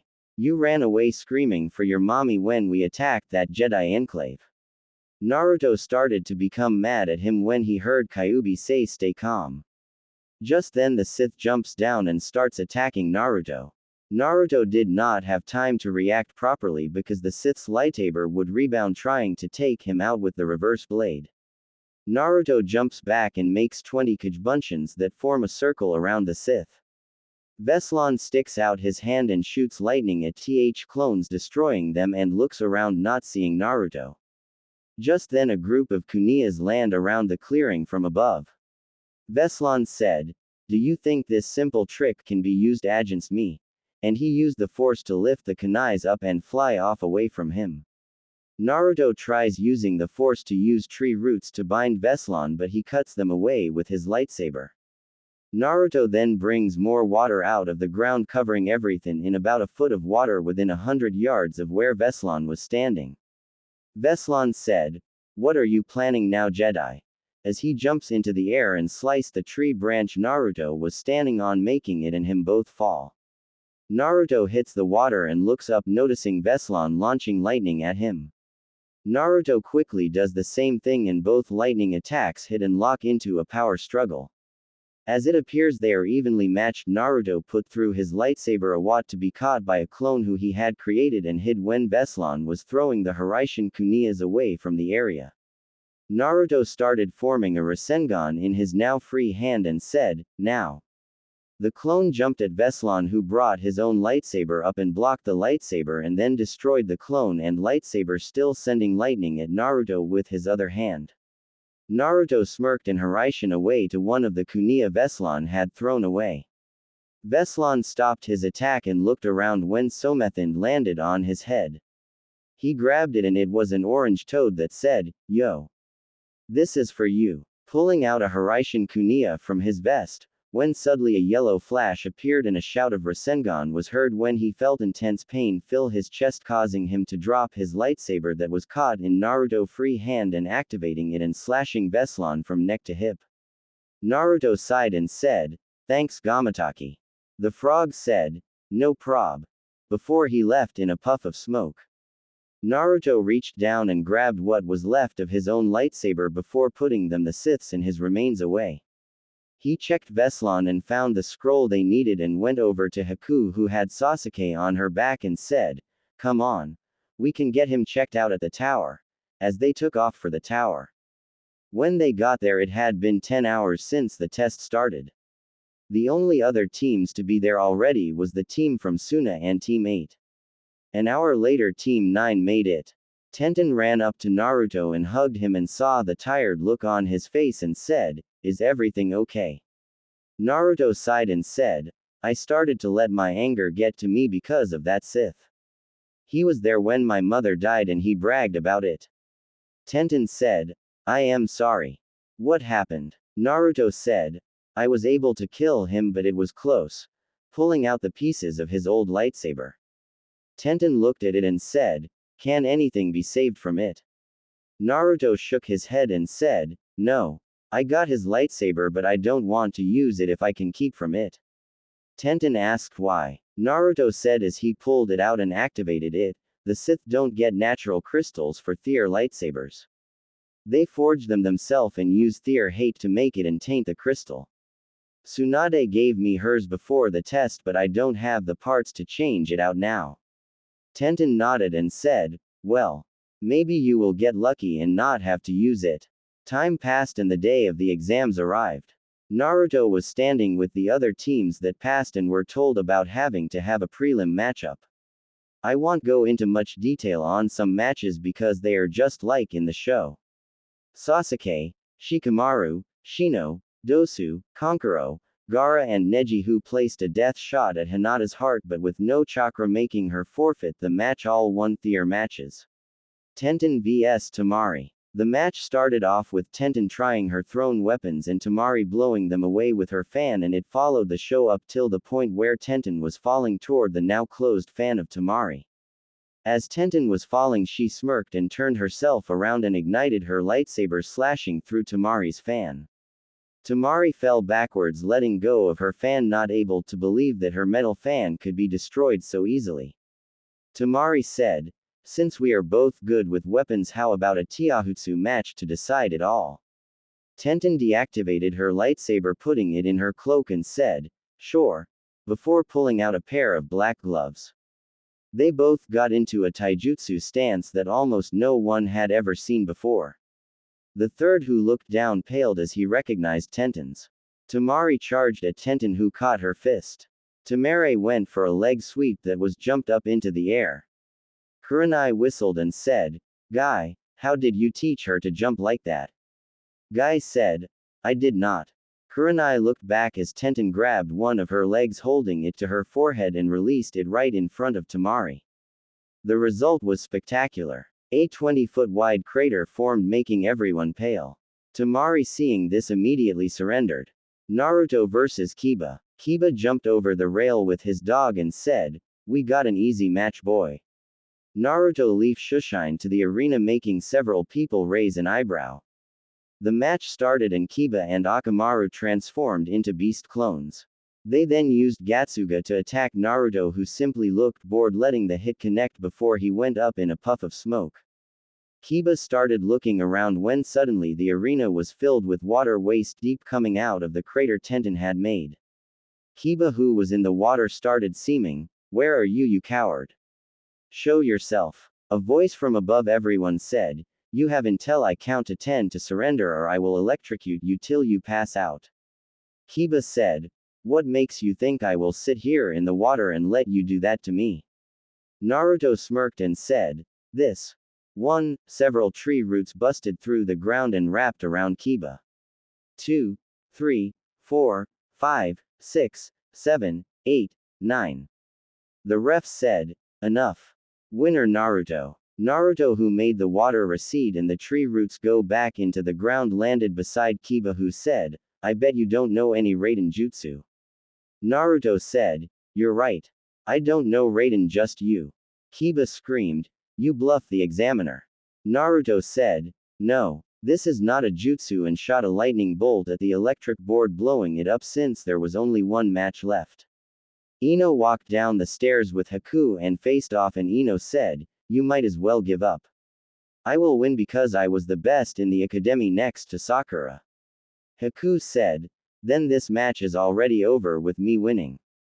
The examiner began the match and ended it 2 seconds later. It only took Haku that long to pull a Senbon needle out and pierced Ino in the neck at a pressure point, knocking her out. Naruto seemed, "Come on, Haku. I went through all that trouble to fill the arena with water for you and you don't even use it." Everyone's sweat drops and the judge tells them their lineup will be announced at the finals in 1 month. I just wanted to say that I love all the reviews, and in this chapter some new surprises are going to show up. I did this to change the traditional storyline also. Now to answer a few questions about this story. This story takes place about 200 years after the night of the Old Republic game and has a few references to that. Force lightning is, from what I can tell, a neutral force power. The reason I say this: in Attack of the Closed, Yoda used it also against Dooku. As for me using the force persuasion mind trick on people, I admit the Root ABNU members are all idiots thanks to Danzo, so they are weak-minded.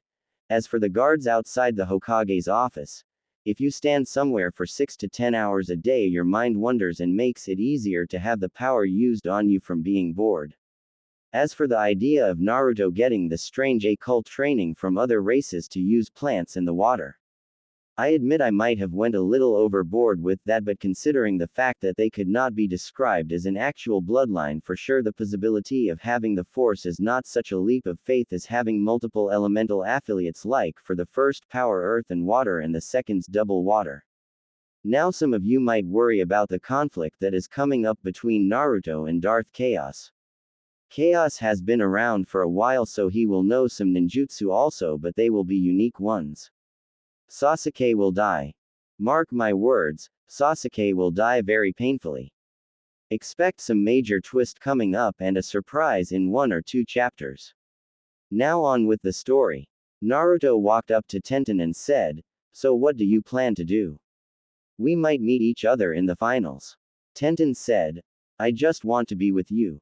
As they walked outside, they noticed that everyone who was just inside besides the ones that could shushin away had stopped for some reason. Naruto and Ino walked forward and gasped at the sight that was in front of them. 8 men lay on the ground all dead. The funny thing about these 10 men is that 7 of them all had the same exact outfit on. Black cloaks with red clouds on them. The last man was Orochimaru. The very same man who attacked Team 7 a few days earlier. The most gruesome thing about the scene was that they were laid out in a pattern Naruto recognized, and each of them had his head sitting on his stomach. Naruto turned to Tenten and said, "Get the Hokage and as many people as you of our senseis as you can." Tenten nodded and took off as fast as she could. Naruto sighed and walked toward the bodies and noticed a note was in the middle of them under a rock. Naruto stepped over the bodies and grabbed the note and saw only one word on the envelope. Jedi. Naruto tore it open and started to read. "My dear Jedi, I have been after you and your family for more than 15 years now, and I have decided that it is time for us to finish this.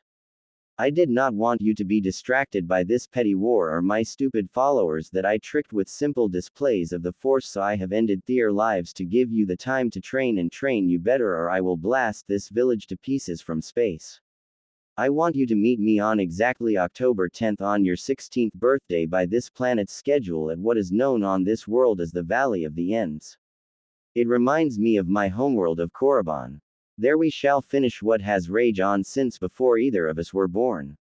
I have led you on a path of mazes ever since before you were born, boy. Your mother told you how I killed her sensei. Her sensei was my own twin sister. I knew everything she did, and I was the one who gave her master info on this planet and the descendants of Jedi.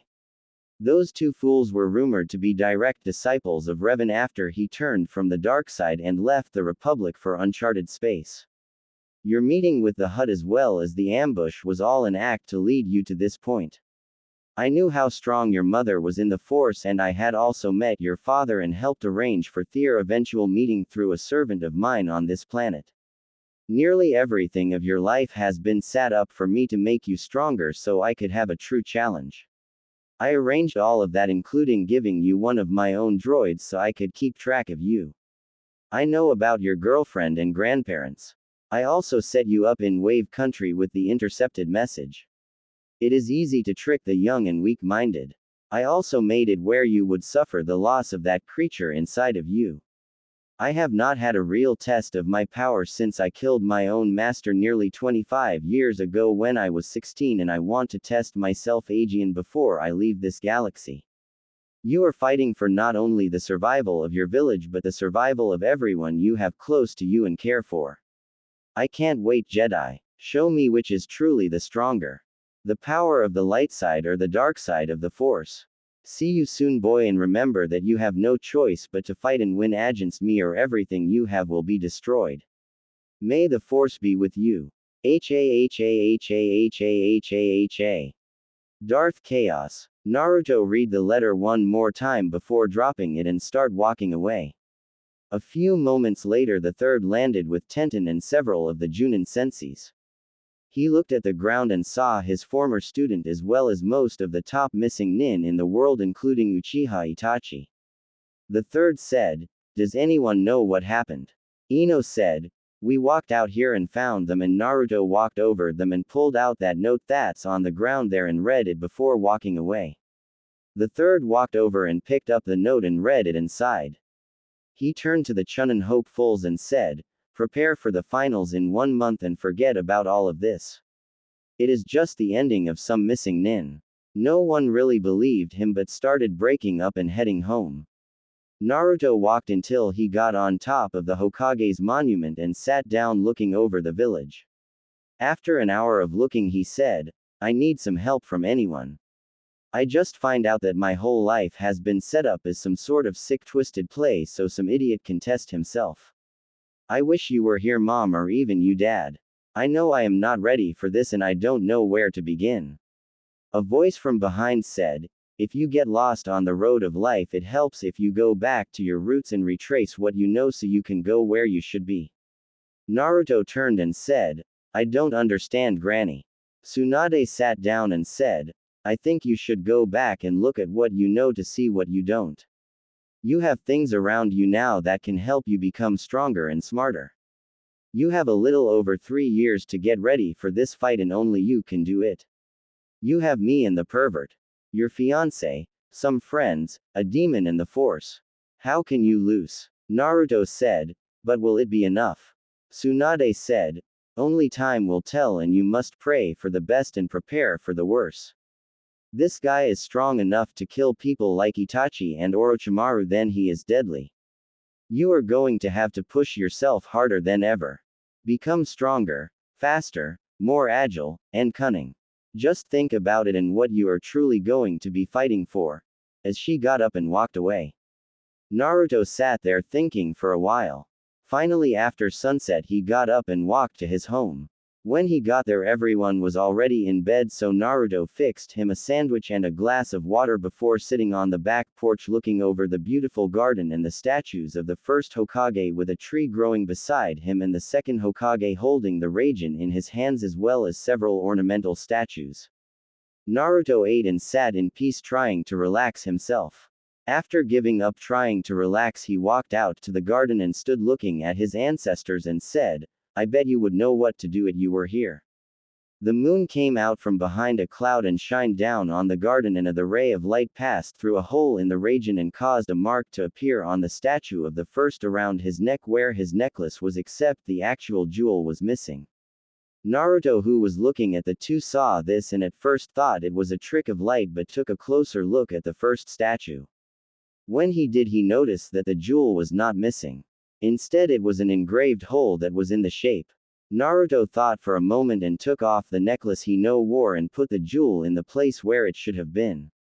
After a few seconds of nothing happening, Naruto thought that it was just his mind playing games, so he removed the jewel and put it back on and started to walk back inside when he heard a rumbling noise behind him. He turned and saw the water fountain that was ground level before was now raised 10 feet into the air and a door was on the side. Naruto turned and walked to the door and looked inside and saw a set of stairs leading down a tunnel made up of the same strange crystal where his ship first was. Naruto started walking down the stairs and after about a 15-minute walk he entered a huge chamber with stone walls. Naruto looked around and saw a statue of the first like the one up top and walked over to it and did the same thing with the jewel. When it was inserted, a green light shined over the room and a hologram appeared of the first Hokage. The first hologram said, Greetings. If you have found this place, then you should be one of my descendants. Is that true? Naruto said, Yes. The first said, Are you a Jedi? Naruto said, Yes, I am. A second hologram appeared of the second Hokage and said, What is your name, young one? Naruto said, Naruto Kazama. I am the grandson of Tsunade. The first said, So you are my little granddaughter's grandchild. Allow me to introduce myself. I am Alex Roxty and this is my brother Brian. We were both Jedi Masters. We built this place when we came here as a refuge for Jedis to learn from us. We programmed a holocron with almost all of our knowledge and to help a Jedi to train with our interactive selves. Our master Revan told us to make this in case the Sith ever returned and attacked the Jedi Aegean. Naruto said, Sadly they have returned and I have to face one in over 3 years.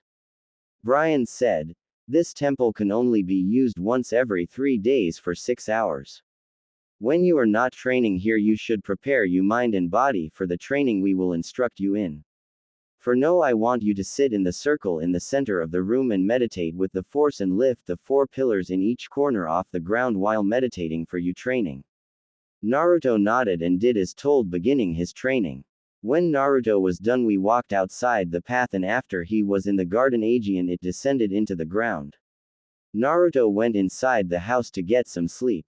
The next day when Naruto got up and went downstairs, Jiraiya and Tsunade were waiting for him to finish breakfast and he said, if you are going to prepare for this, then you can't only rely on your Jedi skills.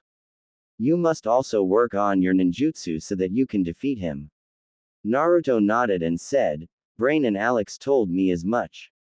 Tsunade said, Who? Naruto said, Brain and Alex rocks tea. Tsunade dropped her coffee cup and said, How? Naruto said, They built a temple in the backyard and I accidentally discovered it last night. It's not actually them but holograms with almost all of their knowledge. Tsunade said, Can I see it? Naruto said, Not for 3 more days. Tsunade said, Why? Naruto said, The power source for it only lets it be used once every 3 days and for only 6 hours. I am planning on using that time to train with the Force and the rest of the time working on my other skills. Jiraiya said, What do you want to improve on?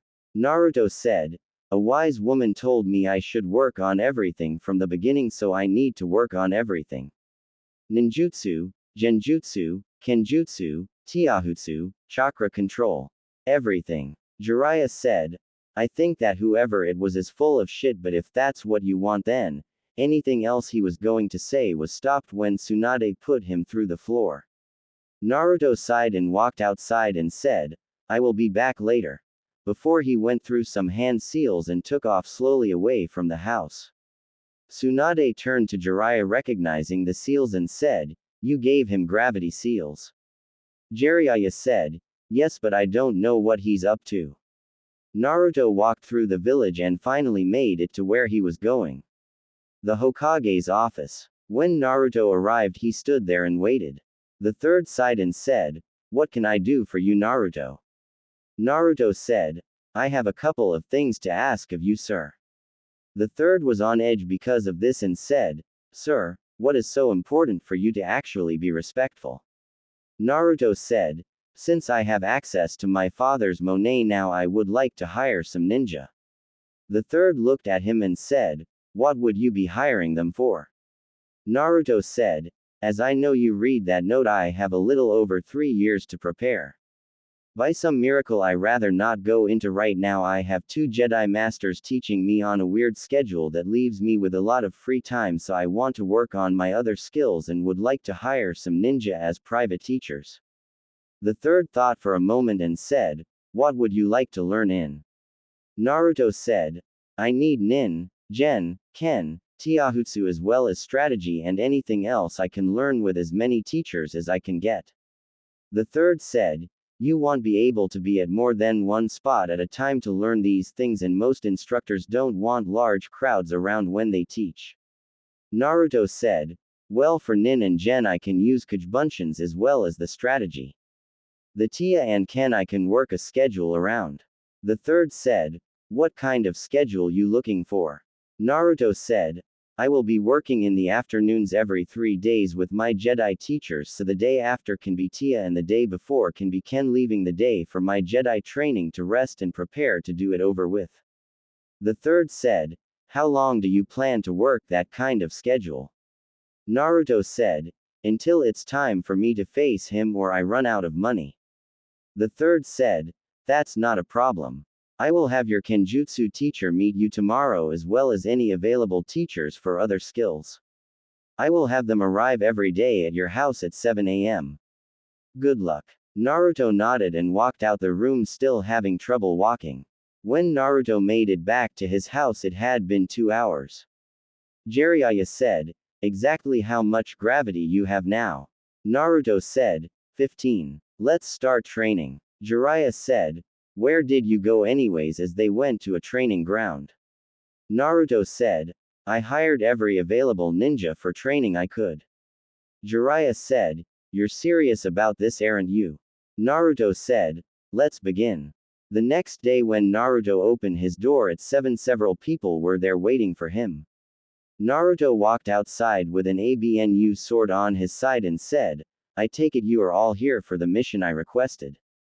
Please tell me your name and area of specialty.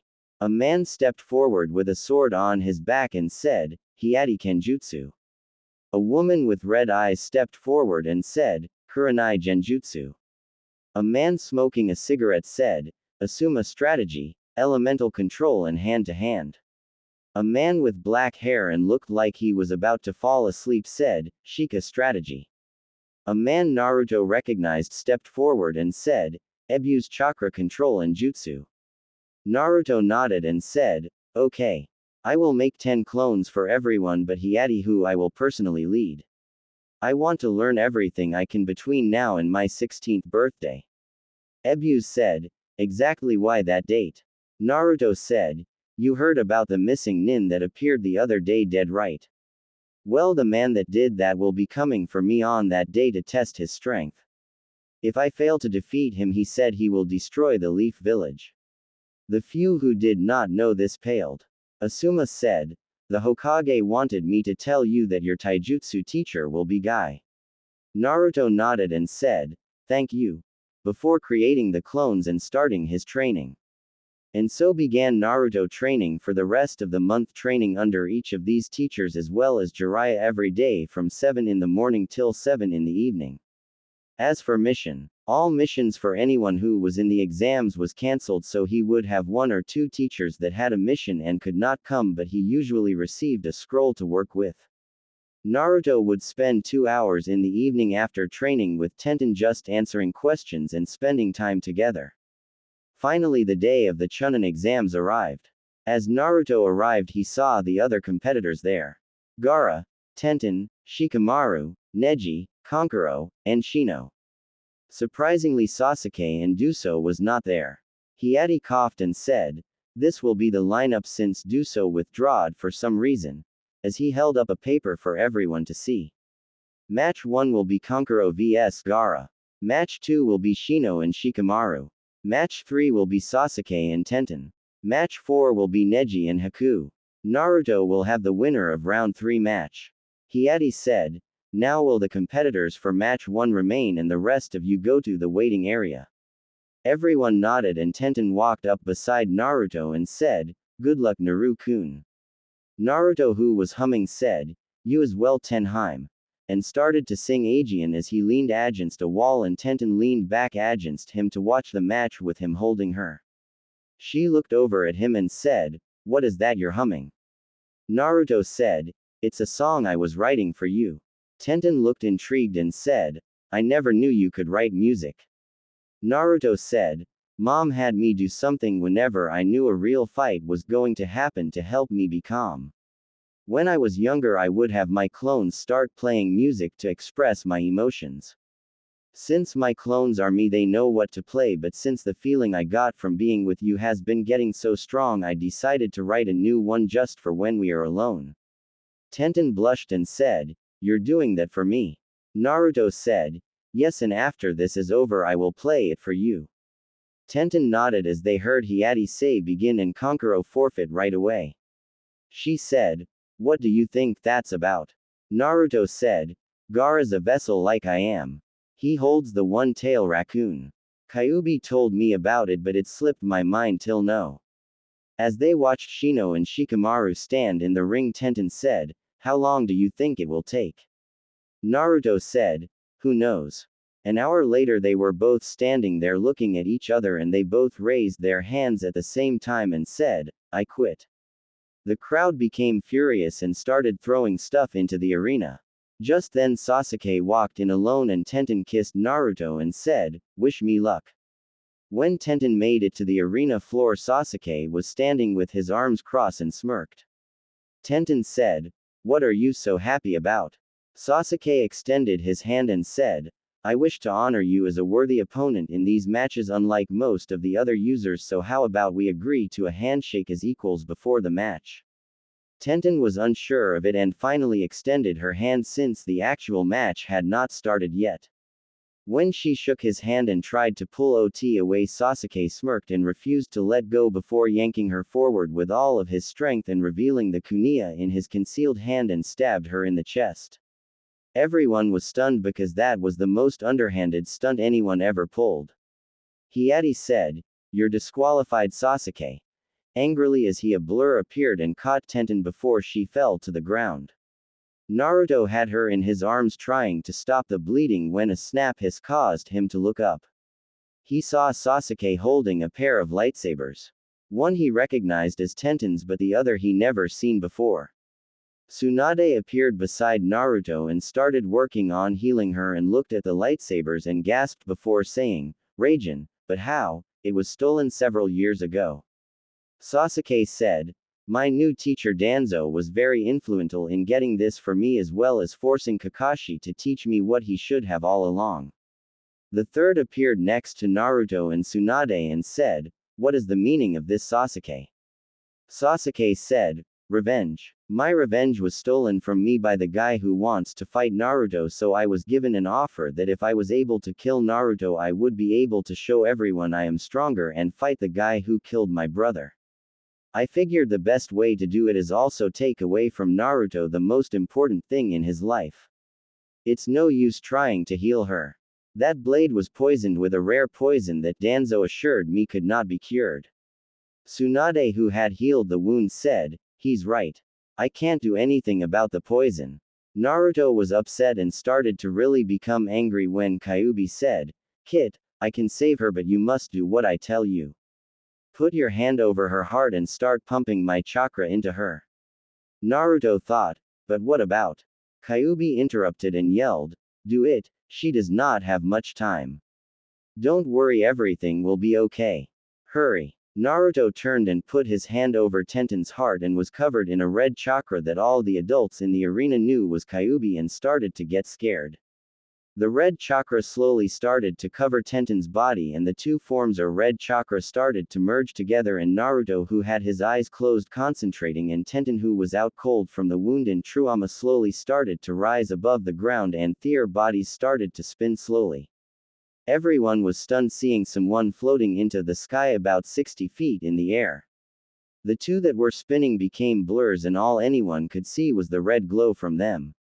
After a few minutes there was a massive explosion of power, and when everyone could see, Eiji and Naruto and Tenten were slowly floating toward the ground and were kissing, holding the other in each other's arms.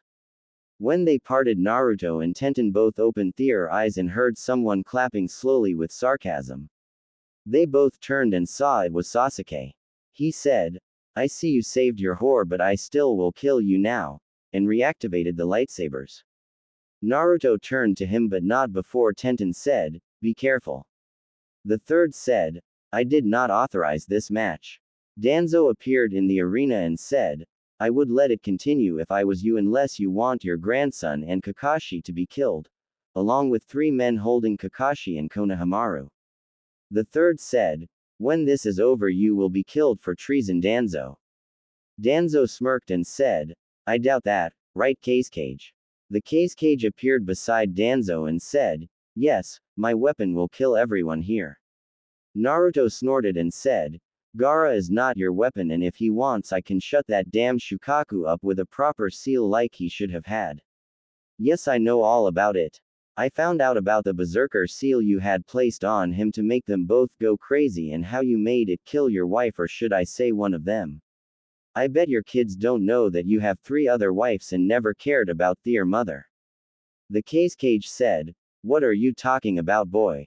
Naruto said, I must admit it was a pretty guarded secret, but my grandfather Jiraiya is real good at information gathering, and several members of your council have loose lips, especially for signed copies of Ika Paradise. The Cage said, I will kill you, boy, and charged at Naruto only to be stopped by a wall of sand. Gaara appeared and said, can you really stop the voices? Naruto nodded and Gaara said, I have been waiting for this day all my life. And Inka's the Cage in his sand and crushed him faster than you could say white lightning. Naruto turned to Sasuke, who was getting impatient, and said, Hokage-sama. I wish for an exhibition fight between me and Sasuke to settle this once and for all. No rules. Last one standing is the winner. The third sighed and said, fine. You deal with him and I will try to deal with Danzo and rescue those other 2.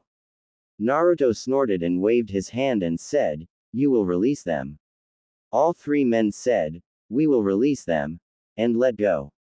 Naruto waved his hands Aegean and said, you will turn yourself into Ibiki.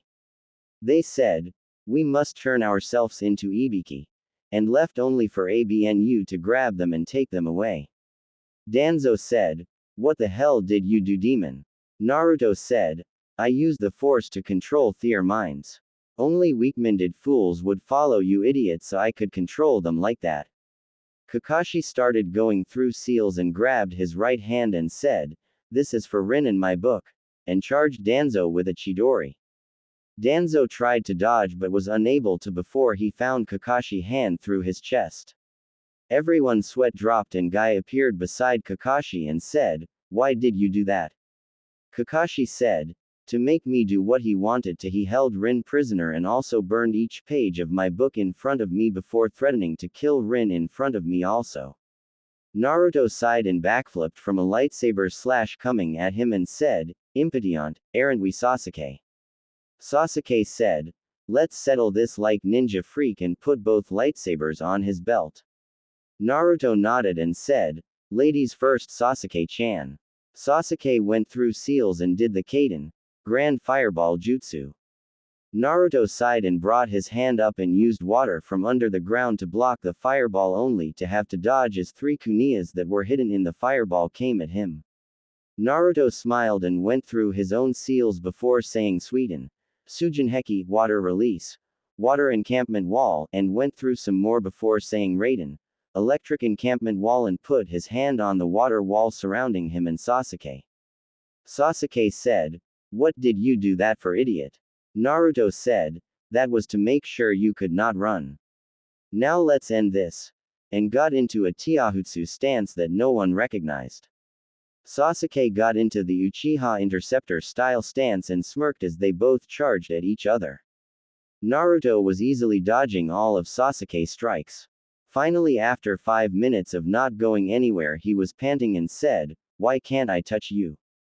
Naruto smiled and looked at Kakashi and said, you are an idiot, Sasuke. You may have forced Kakashi to teach you, but what good is it if your body cannot keep up? Kakashi may have showed you jutsu, but without the speed to use them, you're helpless. Sasuke became enraged and started making seals for Chidori. When he grabbed his wrist, Naruto pulled out 20 Hiraishin kuniyas and threw them around the circle they were trapped in. Sasuke started charging, but to Naruto it was actually slow. Naruto waited and dodged the first strike of the Chidori, causing Sasuke to hit the wall of water and electric and getting shocked himself. Naruto waited as he did it Aegean and tripped Sasuke, causing him to fall face first into the water, causing a electric burn on his face. Sasuke quickly got back and had his Sharingan on and said, I will kill you, Dobi, and pulled a kuniya and charged a third time. Naruto waited till Sasuke got close and started flashing around the circle and punch or kicking Sasuke every time he reappeared. After 2 minutes of this, Sasuke finally used his feet to stop himself with chakra, and when Naruto appeared he breathed out a Kaden, Grand Fireball Jutsu in Naruto.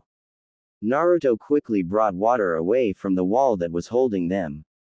As the steam rose from the 2 elements clashing, Sasuke charged through it with a kuniya in each hand. Naruto brought his own out and the two began a knife fight. Both getting cuts on their arms. Naruto's would heal instantly though. As the blood on Sasuke's arms started to get thicker from the amount losing, he grabbed some and started going through Han's seals before saying, Kuchio's no jutsu summoning technique, and a 20-foot tall bear appeared under Sasuke. Naruto quickly went through his own and summoned a black frog with 2 swords on his back. Naruto then said, give me some oil. As he went through another set of seals. Sasuke started copying the seals and breathed out a fireball at the oil. Now think about this. A shitload of oil flying at you which is flammable and you ignite it directly in front of you. Needless to say, Sasuke's hair and a good portion of his hair. I did forget to mention that the bear he was standing on now had a bald mohawk going down its back to Sasuke's location. Did I also forget to mention the bear's name was Razan and he happened to be the boss summon. The bear turned to Sasuke and slashed him across the chest with its claws. Sasuke never earned the boss's respect and was Danzo's summon. Razan quickly left after cutting each of Sasuke's limbs with his claws, leaving permanent scars. Naruto, who was sweat dropping at this, said, you could screw up a wet dream, couldn't you, Sasuke-chan? Sasuke was sort of delusional at this point from blood loss and said, "What, Itachi? I am not a boy. You mean we don't cut it off?" At this, every guy grabbed themselves and started looking scared for life. Finally, after sucking his thumb for about 10 seconds, coherent thought returned to Sasuke and he pulled out both of the lightsabers he had and charged at Naruto but had not activated them yet. To this day I still don't know if it was the blood loss or the mental trauma or just him being an idiot, but you see, when he activated them he was holding them backwards. One stabs him in the right shoulder, and when he let go of it to grab his wound it cut downward and cut his arm clean off. He was still running, and when the one he had in his right hand hit the ground it bounced just an inch, but that inch caused the blade to pass through both his feet as he ran, causing himself to fall. That would have been enough to end it all, but from throwing his kunai to summon earlier, the kunai landed upside down with the point sticking up. It went right between his eyes, killing him. That stunt earned Sasuke the nickname for history books to use as the unluckiest ninja. Naruto walked over and got the two lightsabers and walked over to Tenten. She pulled him into a hug and then kissed him passionately. The third sighed and said, "Seeing as the exams have turned out like they did, I am going to cancel the rest of the exams." Jiraiya walked over and told Gaara he would fix the seal. Naruto and Tenten started to walk toward the exit and Tenten said, "So what do you want to do now?" Naruto was staring off into space and Tenten asked, "What's wrong?" Naruto said, "Are you okay?" Tenten said, "Yes, thanks to you." Naruto shook his head and said, "No, Kyuubi did it. He told me how to save you and gave me the power to do it." Tenten put her hand to her mouth and said, "But he..." Naruto stopped her and said, "He said he wanted his death to mean something and to go out with a sense of purpose instead of just fading away. It was his choice, so don't feel bad." Tenten nodded and they continued to walk. Tenten was feeling bad and not noticing where they were going. When she looked up she noticed that there was a beautiful waterfall and they had walked a ways away from the village. She asked, "Where are we?" Naruto led her under a tree and said, "Tenten, when I saw you get hurt I felt like my life was ending. I wanted to give up and die. I don't want to know what it is like not to have you in my life. I finished that song and I would like for you to hear it now." Tenten nodded and Naruto created 20 clones and 8 of them changed into instruments and 4 of them changed to look different as the last 8 grabbed the instruments. Then a soft sound slowly filled the air. Tenten closed her eyes as the music filled the air and leaned her head on his shoulders to slowly dance to the music. Then she heard it. "I could stay awake just to hear you breathing. Watch you smile while you are sleeping.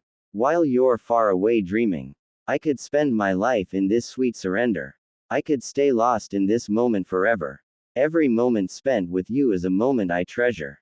She opened her eyes and looked into his eyes and their lips met and they embraced each other as their hands slowly trailed the other's body as they only focused on the music and each other.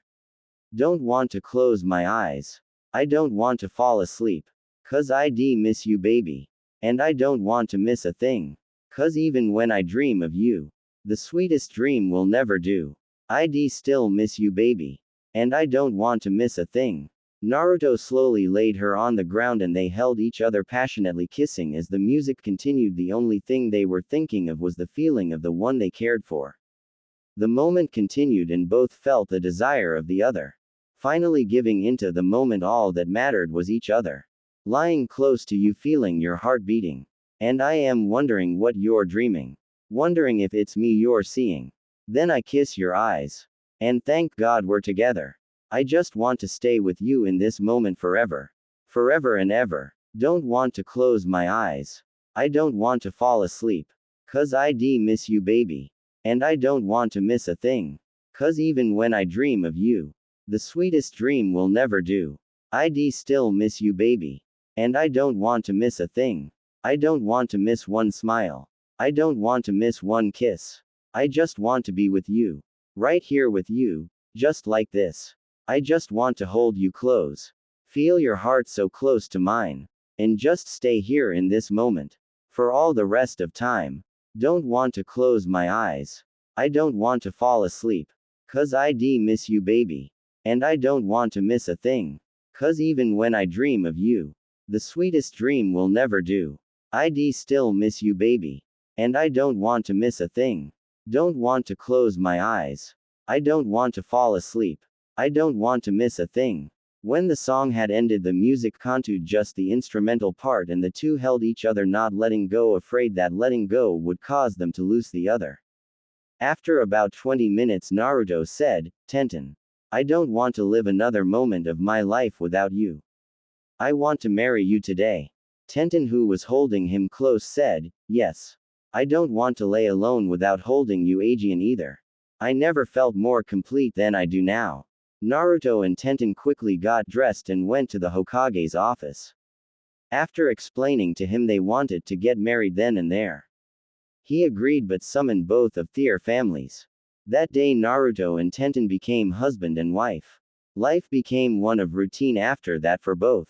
Naruto trained heavily, as did Tenten. Both made Chunin at the next exams. Gaara became Kazekage. The third retired and Tsunade took over. Naruto took his family seat on the council. 3 months after becoming Chunin, he became Junin. Tsunade wanted him to become a sensei of a genin team, but he failed all teams because they refused to get along and work as a team. 1 year after getting married, Tenten became pregnant and 9 months later had a son, Arashi Dustin Kazama. Naruto hardly left her side and earned more respect from the village by not only his council work but also his missions he completed. Naruto trained extra hard as the time for the meeting to arrive drew near. Even though he still trained every day, he made sure that he spent time with his wife and son. As the time got closer, more ninja and villagers let him know they were supporting him. Now he laid in bed. Tomorrow was the day that he has been preparing for. Tomorrow either he would win and live happily, or he would die along with everyone he cared for. Naruto looked at his lovely wife and remembered all the times of happiness he has since she came into his life. A cry from the crib drew his attention, and he got out of bed and picked up his son and held him close, rocking him until he fell asleep. Slowly the sun started to rise and he put his sleeping son back in the crib before kissing him and then his wife before leaving the house, not making a sound. He had prepared for today and it was time to see if his preparations were enough.